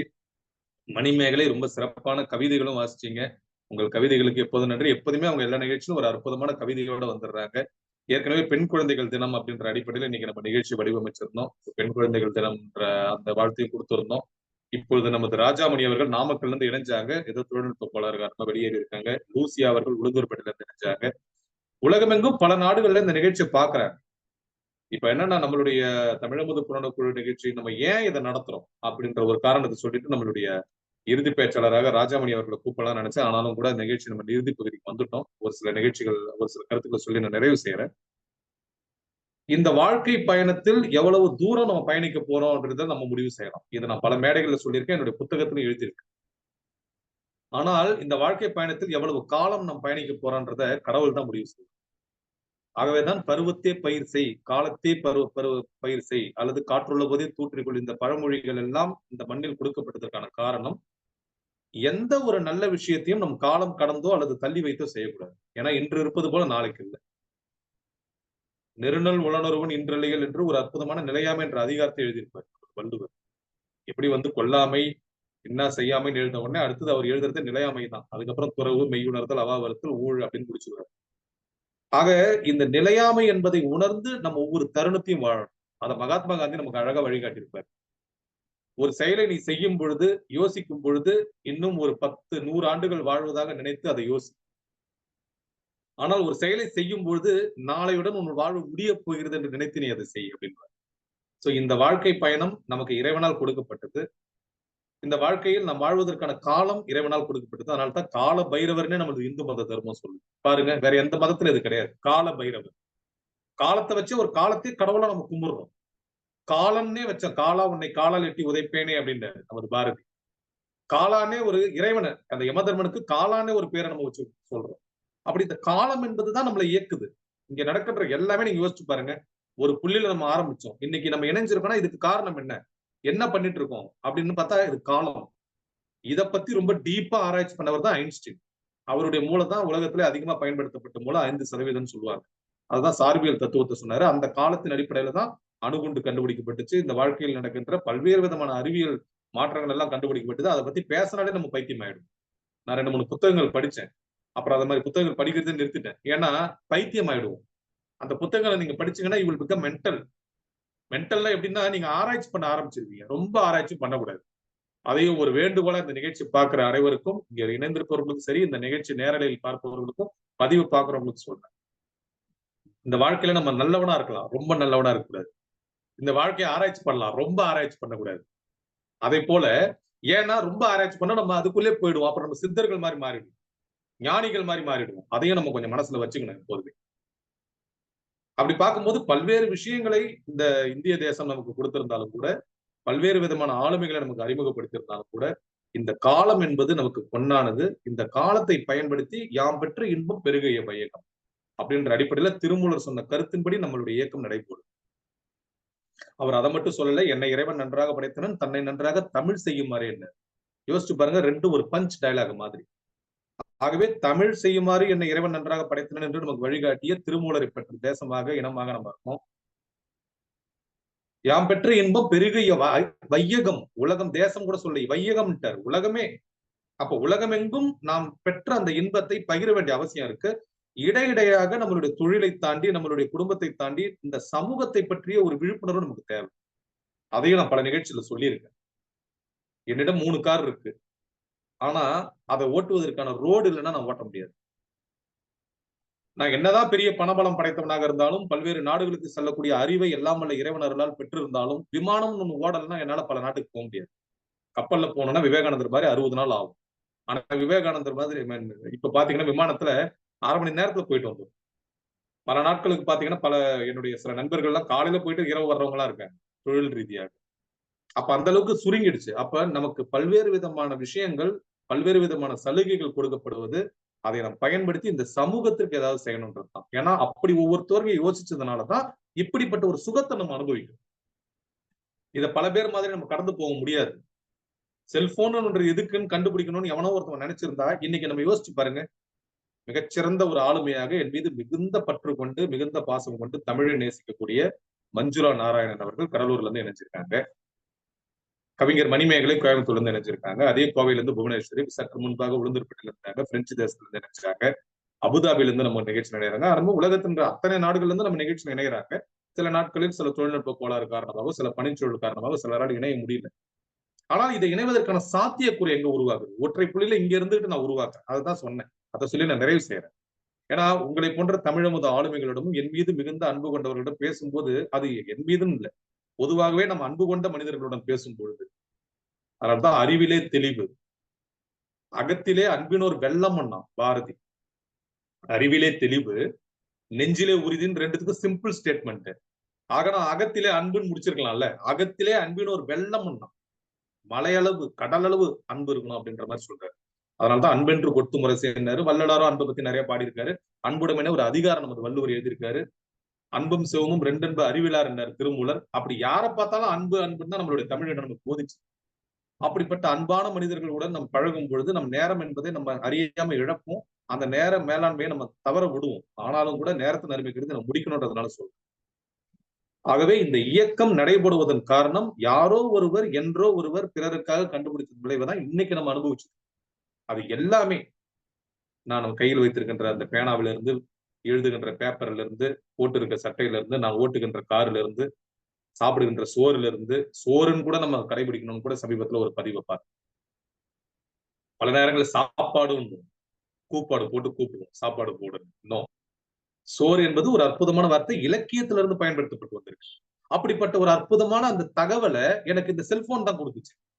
யோசிச்சு பாருங்க, எவ்வளவு தகவல்களை கொட்டி கொடுக்குது. Poor minded people always discuss about the people. Average minded people always discuss about the events. Great minded people always discuss about the ideas. Socrates என்ற ஒரு மிகச்சிறந்த தத்துவ ஞானி சொன்னது. இந்த தத்துவ ஞானி சொன்னதை நான் புத்தகத்துல படிக்கல. இந்த தத்துவம் இன்ஃபேக்ட் சாக்ரட்டிஸோட பல புத்தகங்கள் நான் படிச்சிருக்கேன். லியோ டால்ஸ்டாயோட வார் அண்ட் பீஸ் நான் படிச்சிருக்கேன். அதோடைய தமிழாக்கத்தையும் படிச்சிருக்கேன், போரும் அமைதியும். அதை படிச்சவர் தான் மகாத்மா காந்தி. ஆனா சில தத்துவங்கள் சும்மா நம்ம காலையில வாட்ஸ்அப்ல ஸ்டேட்டஸ்ல பார்க்கும்போதே சில தத்துவ முத்துகளா வந்து விழுது. அது அவ்வளவு சந்தோஷமா இருக்கு, அவ்வளவு அற்புதமா இருக்கு. நமக்கு பல விதமான சிந்தனை மாற்றங்களை உருவாக்கும். அப்ப இதுக்கு காரணம் என்ன? இந்த செல்போன் தான். ஆகவே இந்த செல்போன் என்பது ஒரு கத்தி மாதிரி தான். அது எங்களை போன்ற மருத்துவர்கள் கையில இருந்தா அது ஆபரேஷன், அறுவை சிகிச்சை செய்ய பயன்படுது. ஒரு ரணத்தை சரி செய்ய பயன்படுது. ஒரு சிகிச்சை செய்ய பயன்படுது. ஒரு வலியை நீக்க பயன்படுது. தேவையில்லாத வெற்றி எடுக்க பயன்படுது. ஆனால் அதே ஒரு கொலைகாரன் தான் தேவையான உயிரை எடுக்கவே பயன்படுது. அப்ப யாரிடம் இருக்கிறது, எப்படி பயன்படுத்துகிறோன்றதை பொறுத்து இருக்குது. அதனால அந்த பொருளை நாம் குற்றம் சொல்வது நிறைய. ஆகவே இப்படித்தான் இந்த செல்போன் என்பது நமக்கு பல வகையில் நன்மையும் பயக்குது. இப்படி செல்போன் மாதிரி எவ்வளவு உபகரணங்கள் கொடுக்கப்பட்டிருக்கு. பனை ஓலைன்னு ஒண்ணு இருந்தா இப்ப நம்ம இத்தனை புத்தகங்கள் எழுத முடியுமா? என்னுடைய புத்தகங்கள் இப்ப எல்லா நூலகத்திலும் இடம் பிடிக்குது. எல்லா நூல் கண்காட்சியில இடம் பிடிக்குது. புத்தக கண்காட்சியில இடம் பிடிக்குது. சென்னை புத்தக கண்காட்சியில இடம் பிடிச்சது. புதுவையில இப்ப நான் சொன்ன மாதிரி சிறுவர்கள் குழந்தைகள் கண்காட்சியில இடம் பிடிச்சிருக்கு. அந்த புத்தகத்தை என்னுடைய மருத்துவமனையில இருந்துகின்ற இடைவெளியில் கிடைக்கும் போதே நான் உருவாக்குறேன். போன் மூலமாக பேசி பேசியே அந்த டைரக்ஷனை பார்த்து கொடுத்தேன். ஒரு 2 தடவை தான் பக்கத்துல கம்ப்யூட்டர் பக்கத்துல உட்கார்ந்தேன். இது சாத்தியமா? இது இல்லைன்னா அப்ப இப்படி ஒண்ணு கண்டுபிடிக்கணும்னு எவனோ ஒருத்தவங்க கண்டுபிடிச்சான்ல, அவன் எதை நினைச்சு கண்டுபிடிச்சிருப்பான்? எப்படி அதை கண்டுபிடிச்சிருப்பான்? அதை கொஞ்சம் கற்பனை பண்ணுங்களேன். நம்ம நிகழ்ச்சி ஏன் நடக்குது, எப்படி நடக்குது, ஏன் இதை நம்ம தொடர்ச்சியா செய்யறோம்? In spite of many busy schedule. நிறைய பல்வேறு விதமான பன்முகத்திறன் நமக்கு எல்லாருக்குமே இருக்கு. இங்க இருக்க எல்லாருமே மிகச்சிறந்த ஆளுமைகள், மிகப்பெரிய ஆளுமைகள், மிகப்பெரிய ஜாம்பவான்கள் கூட சொல்லலாம். ஒரு நிமிஷம் கூட இல்லை. ஆனால் நம்ம நேரத்தை ஒதுக்கி இங்க வருவதன் காரணம் இது எல்லாமே வானொலியில நம்ம பதிய வைக்கிறோம். இதை ஒரு அடிப்படை தர்மமா நம்ம நினைக்கிறோம். இதை ஒரு அடிப்படை கடமையா நினைக்கிறோம். ஆனாலும் நான் ஏற்கனவே சொன்னது போல என்னுடைய இறுதி கருத்தை இதை சொல்லி நான் நிறைவு செய்யறேன். தன்னை உணர்வது என்பது முதல் அறிவு. என்னை இறைவன் நன்றாக படைத்தான் எப்படி திருமூலர் சொன்னாரோ அதே இறைவன் தான் சொன்னாரு, தன்னை அறிய தனக்கு ஒரு கேடில்லை, தன்னை அறியாமல் தானே கெடுகின்றான், தன்னை அறியும் அறிவை அறிந்த பின் தன்னை அர்ச்சிக்க தானே இருந்தானே என்ற. தன்னை அறியும் அறிவை அறிந்த பின், தன்னை அறிந்த பின் போடல, தன்னை அறியும் அறிவு. தன்னை அறியும் அறிவு என்பதற்கு பின்னாடி பெரிய தத்துவம் இருக்கு. சைவ சித்தாந்தம் இருக்கு, 24 தத்துவங்கள் இருக்கு, பஞ்சபூதங்கள் இருக்கு, தன்மாத்திரைகள் இருக்கு, மனம், புத்தி, அகங்காரம், சித்தம் என்கின்ற அந்த கண்மேந்திரியங்கள் இருக்கு, ஞானேந்திரியங்கள் இருக்கு, அந்த கரணங்கள் சொல்லப்படுறதுக்கு நிறைய இருக்கு. அதை பத்தி இன்னொரு நிகழ்ச்சியில் விரிவா பேசலாம். அப்ப அந்த தன்னை அறியும் அறிவு என்பது முதல் வகை. அதை நம்ம அறிஞ்சிட்டோம். நம்ம இயக்கத்தில் இருக்கின்ற அனைவருமே அறிஞ்சிருப்போம். இந்த வாழ்க்கை என்பது நமக்கு இறைவனால் கொடுக்கப்பட்ட ஒரு பரிசு என்பதை நம்ம உணர்ந்திருக்கும். இந்த இன்பமயமான உலகம் என்பது இறைவனால் கொடுக்கப்பட்ட பரிசு என்பதை உணர்ந்திருக்கும். அதை வைத்து நம்மை நாம் வளர்த்து கொண்டிருக்கின்றோம். அதன் ஊடாக பிறருக்கு உணர்த்துகிறோம். அதுதான் 2வது ஸ்டெப். தான் அறிந்ததை பிறருக்கு உணர்த்துவது. அதையும் நம்ம செஞ்சுட்டு இருக்கோம். அதைத்தான் இந்த நிகழ்ச்சிகள் மூலமாக நம்ம செய்யறோம். குடியரசு தினம்னா சுதந்திர தினம்னா என்னன்னு தெரியாம இந்த நாட்டுல வாழறவங்க பல பேர் இருக்கான். இன்ஃபேக்ட் கோடிக்கணக்கில் இருக்கான்னு கூட என்னால சொல்ல முடியும். நிச்சயமா நீங்க கேட்டுங்கன்னா நீங்க ஒரு கற்பனையில கூட நீங்க ஒரு விளையாட்டை கூட சொல்றேன். இதை வேணா நீங்க ட்ரை பண்ணி பாருங்க.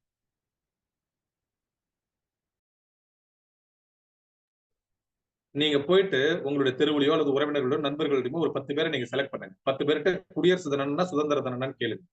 என்னால எழுதி தர முடியும். 5 பேர் கூட அதுல கரெக்டா பதில் சொல்ல வாய்ப்பு. என்னால உறுதியா சொல்ல முடியும். படித்தவர்கள் உட்பட. நல்லா புரிஞ்சுக்கணும். இந்த படிச்சவங்க அறிவாளிகளுக்கு பெரிய வித்தியாசம். நான் பல மேடைகள்ல திருப்பி திருப்பி சொல்றேன். படிப்பு வேற, அறிவு வேற.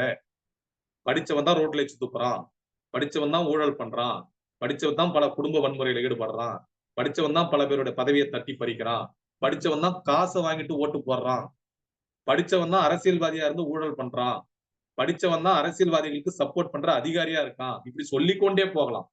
ஆனா அறிவாளி ஒருபோதும் அப்படி செய்ய மாட்டான். ஏன்னா அவன் தன்னை அறிஞ்சிருப்பான். தான் அறிந்ததை பிறருக்கு உணர்த்தணும்னு நினைப்பான். ஆகவே இங்க படிப்பு என்பது சும்மா ஏட்டு பிடிப்பு யாரோட வாங்கலாம் காசு கொடுத்து. ஆனால் அறிவை நீங்க காசு கொடுத்து வாங்க முடியாது. அது இறைவன் நினைத்தால் மட்டும், அதை நோக்கிய பயணத்தை நீங்கள் மேற்கொண்டால் மட்டும் நீ எதை நோக்கி ஓடுகிறாயோ அது உன்னை நோக்கி ஓடி வருகிறதா. நீ எதை தேடுகிறாயோ அது உன்னை தேடுகிறதா. மிகச்சிறந்த ஒரு கவிஞர் ரூமி, அரேபிய கவிஞர். அதே போல இந்த ஞானத்தை நோக்கி நம்ம ஓடனா மட்டும்தான் ஞானம் நம்ம நோக்கி வரும். அந்த ஞானத்தை வச்சு 10 பைசா என்ன. நேத்து கூட வாக்கிங் போகும்போது ஒரு நண்பர், ஒரு பெண் தோழி தான் அவங்க, வாக்கிங் வருவாங்க. ஒரு மிகச்சிறந்த சிந்தனாவாதி. அதை நாங்க சொல்லிடணும். அறிவெல்லாம் இந்த காலத்துல அவசரம் பாக்குறோம். அரிசி பருப்பு கிடைச்சா போதும்னு நினைக்கிறான் சார். அழகா சொன்னாங்க. நான் சொன்னேன் இதுவே ஒரு பஞ்சு டயலாக இருக்கு. எதிர்காலத்துல நான் எடுக்கிற படத்துல இந்த வசனத்தை யூஸ் பண்ணிக்கிறேன் அப்படின்னு. யோசிச்சு பாருங்க. ஏன்னா அறிவால என்ன நடக்குதுன்றானா, அறிவு தான் உனக்கு எல்லாத்தையும் நடத்துது. நீ போடுகின்ற கண்ணாடியா அது முடிவு பண்ணுது. நீ போடுகின்ற கண்ணாடி தெளிவான கண்ணாடியா அறிவாளி போட்டுட்டீங்கன்னா, இந்த உலகத்துல எல்லாமே இன்பமயம், எல்லாமே சந்தோஷம், எல்லாமே மகிழ்ச்சி, எல்லாத்துலயும் கொட்டி கிடக்குது. அதை அனுபவிப்பதற்கான அந்த அறிவும் ஆற்றலும் அந்த நீ போடுற அந்த கண்ணாடி, இந்த அறிவுன்ற அந்த தெளிவு கண்ணாடியில இருக்கு. நீ பச்சை கண்ணாடி மஞ்சள் கண்ணாடி போட்டீங்கன்னா பச்சையா தெரியுது, மஞ்சளா தெரியுது. அதனாலதான் உலகம் ஒரே போர்க்களமா தெரியுது. ஆகவே இந்த வாழ்க்கை, அந்த அறிவு எதுக்கு பயன்படுதுன்னா, அது மிகப்பெரிய பொருளை ஈட்டுவதற்கோ புகழை ஈட்டுவதற்கோ அதெல்லாம் ரெண்டாவது. அது பை ப்ராடக்ட்ஸ். அது கண்டிப்பா வந்தே சேரும். அதுல மாற்றமே இல்லை. ஆனால் அதை தாண்டி இந்த அறிவு எதற்கு நமக்கு பயன்படுது? ஏன் இந்த அறிவை நாம் அடைந்ததை பிறருக்கு கொடுக்கணும்னு நம்ம விருப்பப்படுறோம்னா, இது அப்படிப்பட்ட ஒரு அமுத சுரபி. இது இந்த வாழ்க்கையை நீங்கள் அனுபவிச்சு வாழ பயன்படுத்து. நான் சொன்ன அந்த அவையார் பட்டு வான்குருவியின் கூட வல்லருக்கு தொல்கரையான் தேன் சிலம்பி யாரும் செய்யறதாம் யாம் பெரிதும் வல்லோமே அப்படின்ற பாடலை நீங்க படிச்சிட்டீங்கன்னா, யாம் பெரிதும் வல்லோமேன்ற எண்ணம் உங்களுக்கு வராது. இன்னைக்கு பாருங்க, சாதாரண ஆளா இருப்பான். இப்ப நம்ம இயக்கத்துல இருக்கவங்களுடைய ரொம்ப ஒரே ஒரு நிகழ்ச்சி வராங்கல்ல, அவங்க பேசுறதுல பாதி கூட பேச மாட்டான். அவன் தன்னை உயர்ந்த ஆளா நினைச்சுப்பான். ஏன்னா அவனுக்கு தெரியல, தன்னை உணரல. ஏதோ ஒரு மாயம், ஏதோ ஒரு மாயை, ஏதோ ஏதோ ஓடுது வாழ்க்கை. அப்படி இல்ல. இந்த வாழ்க்கையை அனுபவித்து வாழ்வதற்காக இறைவனால் கொடுக்கப்பட்டுச்சு. அப்ப அனுபவிக்கணும்னா நீங்க எல்லா பரிமாணத்தையும் அடையணும். யானையோட வாழை மட்டும் பிடிச்சு பார்த்துட்டு சின்னதுன்னு நம்ம நினைச்சிட கூடாது. இல்லது யானையோட தும்பிக்கை மட்டும் பிடிச்சு பார்த்து இது ரொம்ப பிளெக்சிபிளானது, ரப்பர் மாதிரி உங்களுக்கு நினைச்சிட கூடாது. முழு யானையும் நீங்க உணரணும்னா அதுக்கு முழு ஞானம் வேணும், அது முழு பரிமாணம் வேணும். அதுதான் நான் அடிக்கடி சொல்றேன், இந்த வாழ்க்கை ஒரு லட்டு மாதிரி. அதுல இருக்க ஒரு பூந்தி தான் நம்மளுடைய படிப்பு, ஒரு பூந்தி தான் நம்ம குடும்பம், ஒரு பூந்தி தான் இந்த சமூகம், ஒரு பூந்தி தான் அரசியல், ஒரு பூந்தி ஆன்மீகம். இப்படி பல பூந்திகளின் கலவை இந்த லட்டு, இந்த வாழ்க்கை. இதெல்லாம் புடிச்சு கண்ணு முன்னாடி வச்சாதான் அந்த லட்டை நம்ம சாப்பிடணும். இல்லைன்னா நம்ம ரபல் மகரிஷி சொன்ன மாதிரி லட்டு சுத்தி எறும்பால சர்க்கரையால ஒரு வட்டம் போட்டு அந்த எறும்புங்கெல்லாம் சர்க்கரை தின்னுட்டு போயிடுது. அந்த லட்டை பார்க்கவே இல்லை. அப்படிதான் பல பேர் லட்டை பார்க்காம போறான். அப்படிப்பட்ட ஒரு மிகப்பெரிய லட்டு தான் நம்ம தமிழே. யோசிச்சு பாருங்க, தமிழ்நாடுன்னு நம்ம வசிக்கிறோம். அதுதான் என்னுடைய தொடக்க உரையில நான் குறிப்பிட்டேன்.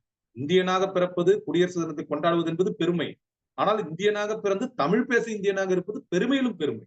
ஆனா அந்த தமிழை எத்தனை பேருக்கு தெரியுது? அந்த தமிழை எவன் ரசிக்கிறான்? இப்ப எனக்கு ஒரு ஆளுமை மிகச்சிறந்த நமது மஞ்சுளா அவர்கள் அழகா அனுப்புனாங்க. சோறுன்னு நம்ம சொல்லலாம், ஒரு அவங்க அனுப்புன ஒரு கருத்து தான். அது பாருங்க, இப்ப நானே இப்ப வீட்டுல சோறு போடுமான்னு தான் கேக்குறேன். முதல்ல சாப்பிட போடுமான்னு, சோறு போடுமா அப்படின்ற. இன்ஃபேக்ட் சோறு கொண்டு போற பிள்ளைன்னு ஒரு பாட்டு கூட இருந்தது. அதை பாருங்க, என்ன நம்ம சோறுன்னு எழுதி வச்சிருக்கான்னு நினைச்சான். ஆனா உண்மையில அவன் தான் ரொம்ப அற்புதமா எழுதி வச்சிருக்கான். சோறுன்னு தான் சோறுன்னு தான் பேசணும். அப்ப எல்லாமே நம்ம வேற ஏதோ ஒரு மாயத்துல சிக்கி ஒரு புல்லறிவாண்மைன்னு வள்ளுவர் வச்சாரு. பேசிக்கொண்டே போலாம், முடிச்சிடுறேன். அறிவுன்றது வேற, புல்லறிவுன்றது வேற.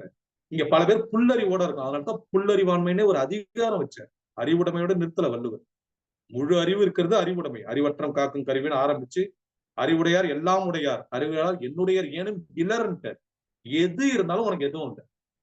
ஒண்ணுமே இல்லைனாலும் அறிவு இருந்தா உனக்கு எல்லாம் இருக்கு. ஆனா அது உண்மை, 100க்கு 100 உண்மை.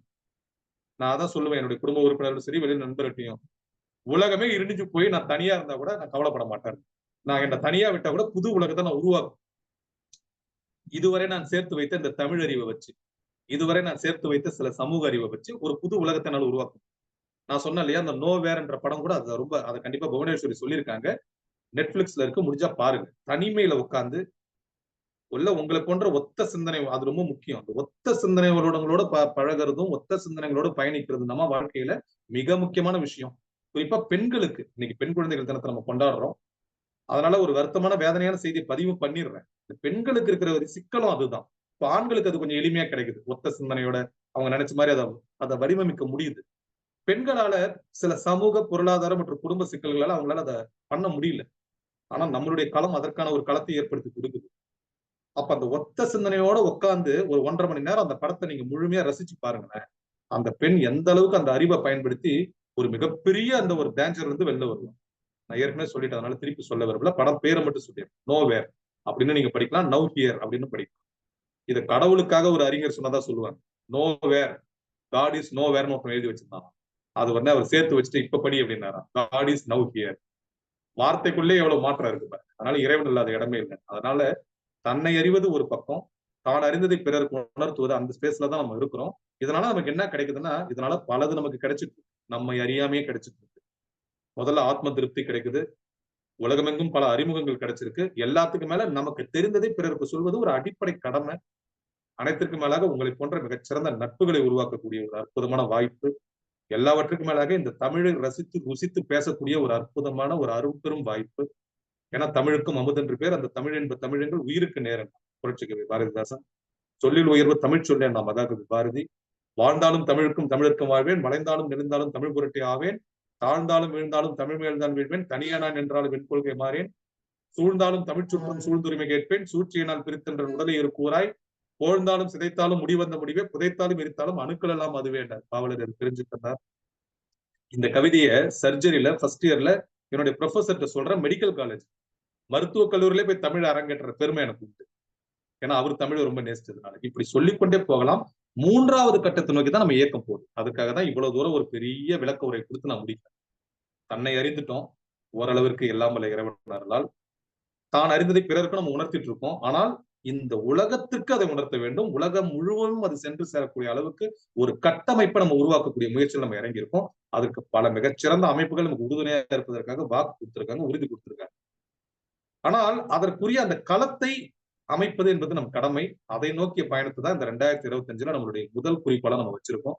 அந்த பயணத்தில் தான் மிகச்சிறந்த ஒரு ஆக்கப்பூர்வமான ஆதரவாளராக நமது புவனேஸ்வர் அவர்களா இருந்தாலும் சரி, விஜயராணி அவர்களா இருந்தாலும் சரி, மணிமேகலை அவர்களா இருந்தாலும் சரி, இப்பொழுது இணைந்திருக்கின்ற நமது மஞ்சுளா போன்ற மிகச்சிறந்த ஆளுமைகள் கூட அதுல ஒரு பங்களிப்பு கொடுக்கணுன்றது என்னுடைய வேண்டுகோளா நான் வைக்கிறேன். தொடர்ச்சியாக நம் இயக்க நிகழ்வுகளில் பங்கெடுப்பதும், அதை பலரும் பார்க்கும்படி அதை பகிர்வதும், நம் இயக்கத்திற்கு எல்லா வகையிலும் அவர்களால் முடிந்த வகையில் அவர்களுக்குரிய அந்த ஆக்கத்தையும் ஊக்கத்தையும் கொடுப்பது என்பது நிச்சயமாக நம் இயக்கத்தை மிகச்சிறந்த அளவில் இன்னும் பன்மடங்கு பலத்தோடு பரவ செய்யும் என்ற ஒரு வேண்டுகோளை வைத்து, அப்படி அதை பரவ செய்யும் பொழுது இந்த தமிழின் பெருமையையும் நம் தேசத்தின் பெருமையையும், தேசியமும் தெய்வீகமும் 2 கண்களாகவும் தமிழை நெற்றி கண்ணாக கொண்டுதான் நம் இயக்கம் நடைபோடுது. இந்த 3 ஒரு மனிதனுக்கு இருந்துட்டாலே இந்த உலகம் ஒரு சுபிட்சமான உலகமா மாறிடும். தேசியத்தை பற்றி ஒரு மரியாதை இருக்கணும், தெய்வீகம் என்ற உணர்வு இருக்கணும். இந்த தமிழ் என்பது உலக மக்களுக்கான, தமிழர்களுக்கானது அல்ல. அதனாலதான் என்னுடைய பெண்மையின் பேராற்றல் புத்தகத்தையும் மனித மருத்துவம் புத்தகத்தையும் மொழிமாற்றம் செய்ய கொடுத்திருக்கேன். அந்த நல்ல செய்தியை சொல்லி நான் நிறைவு செய்யறேன். இந்த குடியரசு நிகழ்ச்சியை வெகு விரைவில் பிரெஞ்சு மொழியிலும் ஆங்கில மொழியிலும் இந்த 2 புத்தகங்களும் மொழிமாற்றம் செய்யப்படுது. குறிப்பாக மனித மருத்துவம் என்ற புத்தகம் அடுத்த வருடம் சாகித்ய அகாடமிக்கு பரிந்துரைக்கப்படும். பெண்மையின் பேராற்றல் இந்த வருடமே அதுக்கு பரிந்துரைக்கப்பட்டது. ஆகவே முயற்சி என்பது நம் கையில், முடிவு என்பது எல்லாம் வல்ல இறைவன் கையில் சொல்லி, இந்த அற்புதமான ஒரு தேசத்தில் நம்மை படைத்த தொடங்கின புள்ளியிலே முடிச்சிடுறேன். இந்த அற்புதமான ஒரு தேசத்தில் ஒரு இந்தியனாக நம்மை பிறக்க வைத்த அந்த எல்லாம் வல்ல இறைவனுக்கு நன்றி சொல்லி, அழகு தேசமாகவும், அறிவு தேசமாகவும், கலையின் தேசமாகவும், கடவுளின் தேசமாக இந்த 4த்துக்குள்ள அடங்கிடும். நம்ம இந்திய தேசத்தை நீங்க எப்படி போட்டு பார்த்தாலும் இந்த 4த்துக்குள்ள அடங்கிடும். அதனால தான் தலைப்பை அப்படி கொடுத்தேன். இது ஒவ்வொரு வருடமும் அந்த நிகழ்வுக்கு இதே தலைப்பு தான் மாத்தாம கொடுக்குறேன். ஏன்னா இந்த 4க்கும் உள்ள ஒரே தேசம், உலகத்துல இருக்க ஒரே தேசம் நம்ம தேசம் தான். அதை நம்ம அழுத்தமா இந்த இளைய தலைமுறைக்கு நம்ம அழுத்தமா பதிவிக்கணும். நமக்குள்ளேயும் பதிவித்துக் கொண்டு அந்த பெருமித உணர்வோடு நம்ம அதை கொண்டாடணும். ஏதோ குடியரசு தினத்துக்கு ஒரு நாள் லீவு கிடைச்சிருச்சு, அன்னைக்கு ஒரு நாள் ஜாலியா இருக்கும், ஒரு சினிமா பார்க்கணும் ஓட்டுறக்கூடாது. ஒரு 10 நிமிஷமாவது இந்த குடியரசு தினம்னா என்ன, அந்த குடியரசு தினத்துக்காக எவ்வளவு பேர் பாடுபட்டான், எப்படிப்பட்ட ஒரு என்ஜாய் பண்ணான், அதை அனுபவிக்கணும்.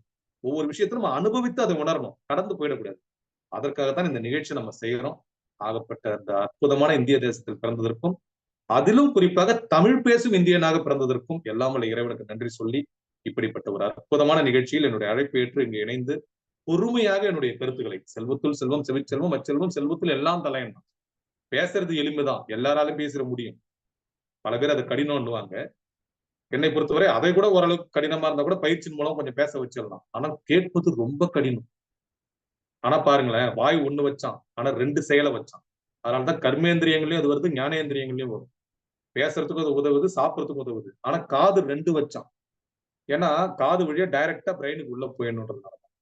சோ அப்படியே பொறுமையா, நிதானமா, எவ்வளவு நேரம் பேசினாலும் பொறுமையா கேட்டுக்கொண்டிருக்கின்ற என்னுடைய அன்பு தமிழமுது ஆளுமைகளை நான் இந்த நேரத்துல நன்றியோட நினைக்கிறேன். ஏன்னா என்னுடைய கருத்துக்கள் அனைத்தையும் அவ்வளவு ஆர்வத்தோடும் அன்போடும் முழுமையாக உள்வாங்கி நான் கூப்பிடும் போதெல்லாம் நம் நிகழ்ச்சியின் அந்த வளர்ச்சிக்காகவும், நம்மளுடைய இணையத்தின் வளர்ச்சிக்காகவும், நம்மளுடைய அமைப்பின் வளர்ச்சிக்காகவும் நீங்க இணைந்து உங்களுடைய அன்பையும் ஆதரவையும் கொடுத்துட்டு இருக்கீங்க. அடுத்த மாதத்தில் 2 நிகழ்வுகள், நான் முன்பே சொன்னது போல இந்த வருடத்தில் மாதம் 2 நிகழ்வுகள் மட்டும்தான் நம்ம நடத்துறோம். நம்ம இந்த கட்டமைப்பை பலப்படுத்தக்கூடிய முயற்சியில் தான் இறங்கி இருக்கிறோம். அதை நீங்க தொடர்ந்து செய்யுங்க. அடுத்த மாதம் பிப்ரவரி 14ஆம் தேதி காதலர் தினம் உலக அளவில் கொண்டாடப்படுது. அதற்கான ஒரு நிகழ்வு நம்ம கண்டிப்பா கொடுக்கணும். ஏன்னா காதல் காதல் காதல் காதல் போயின் சாதல் சாதல் சாதல் நாம் பாரதி. கண்ணின் கடைப்பார்வை காதலில் காட்டுவிட்டால் மனிதருக்கு மாமலையும் ஒரு கடுகான் நாம் புரட்சிக்கவி பாரதி.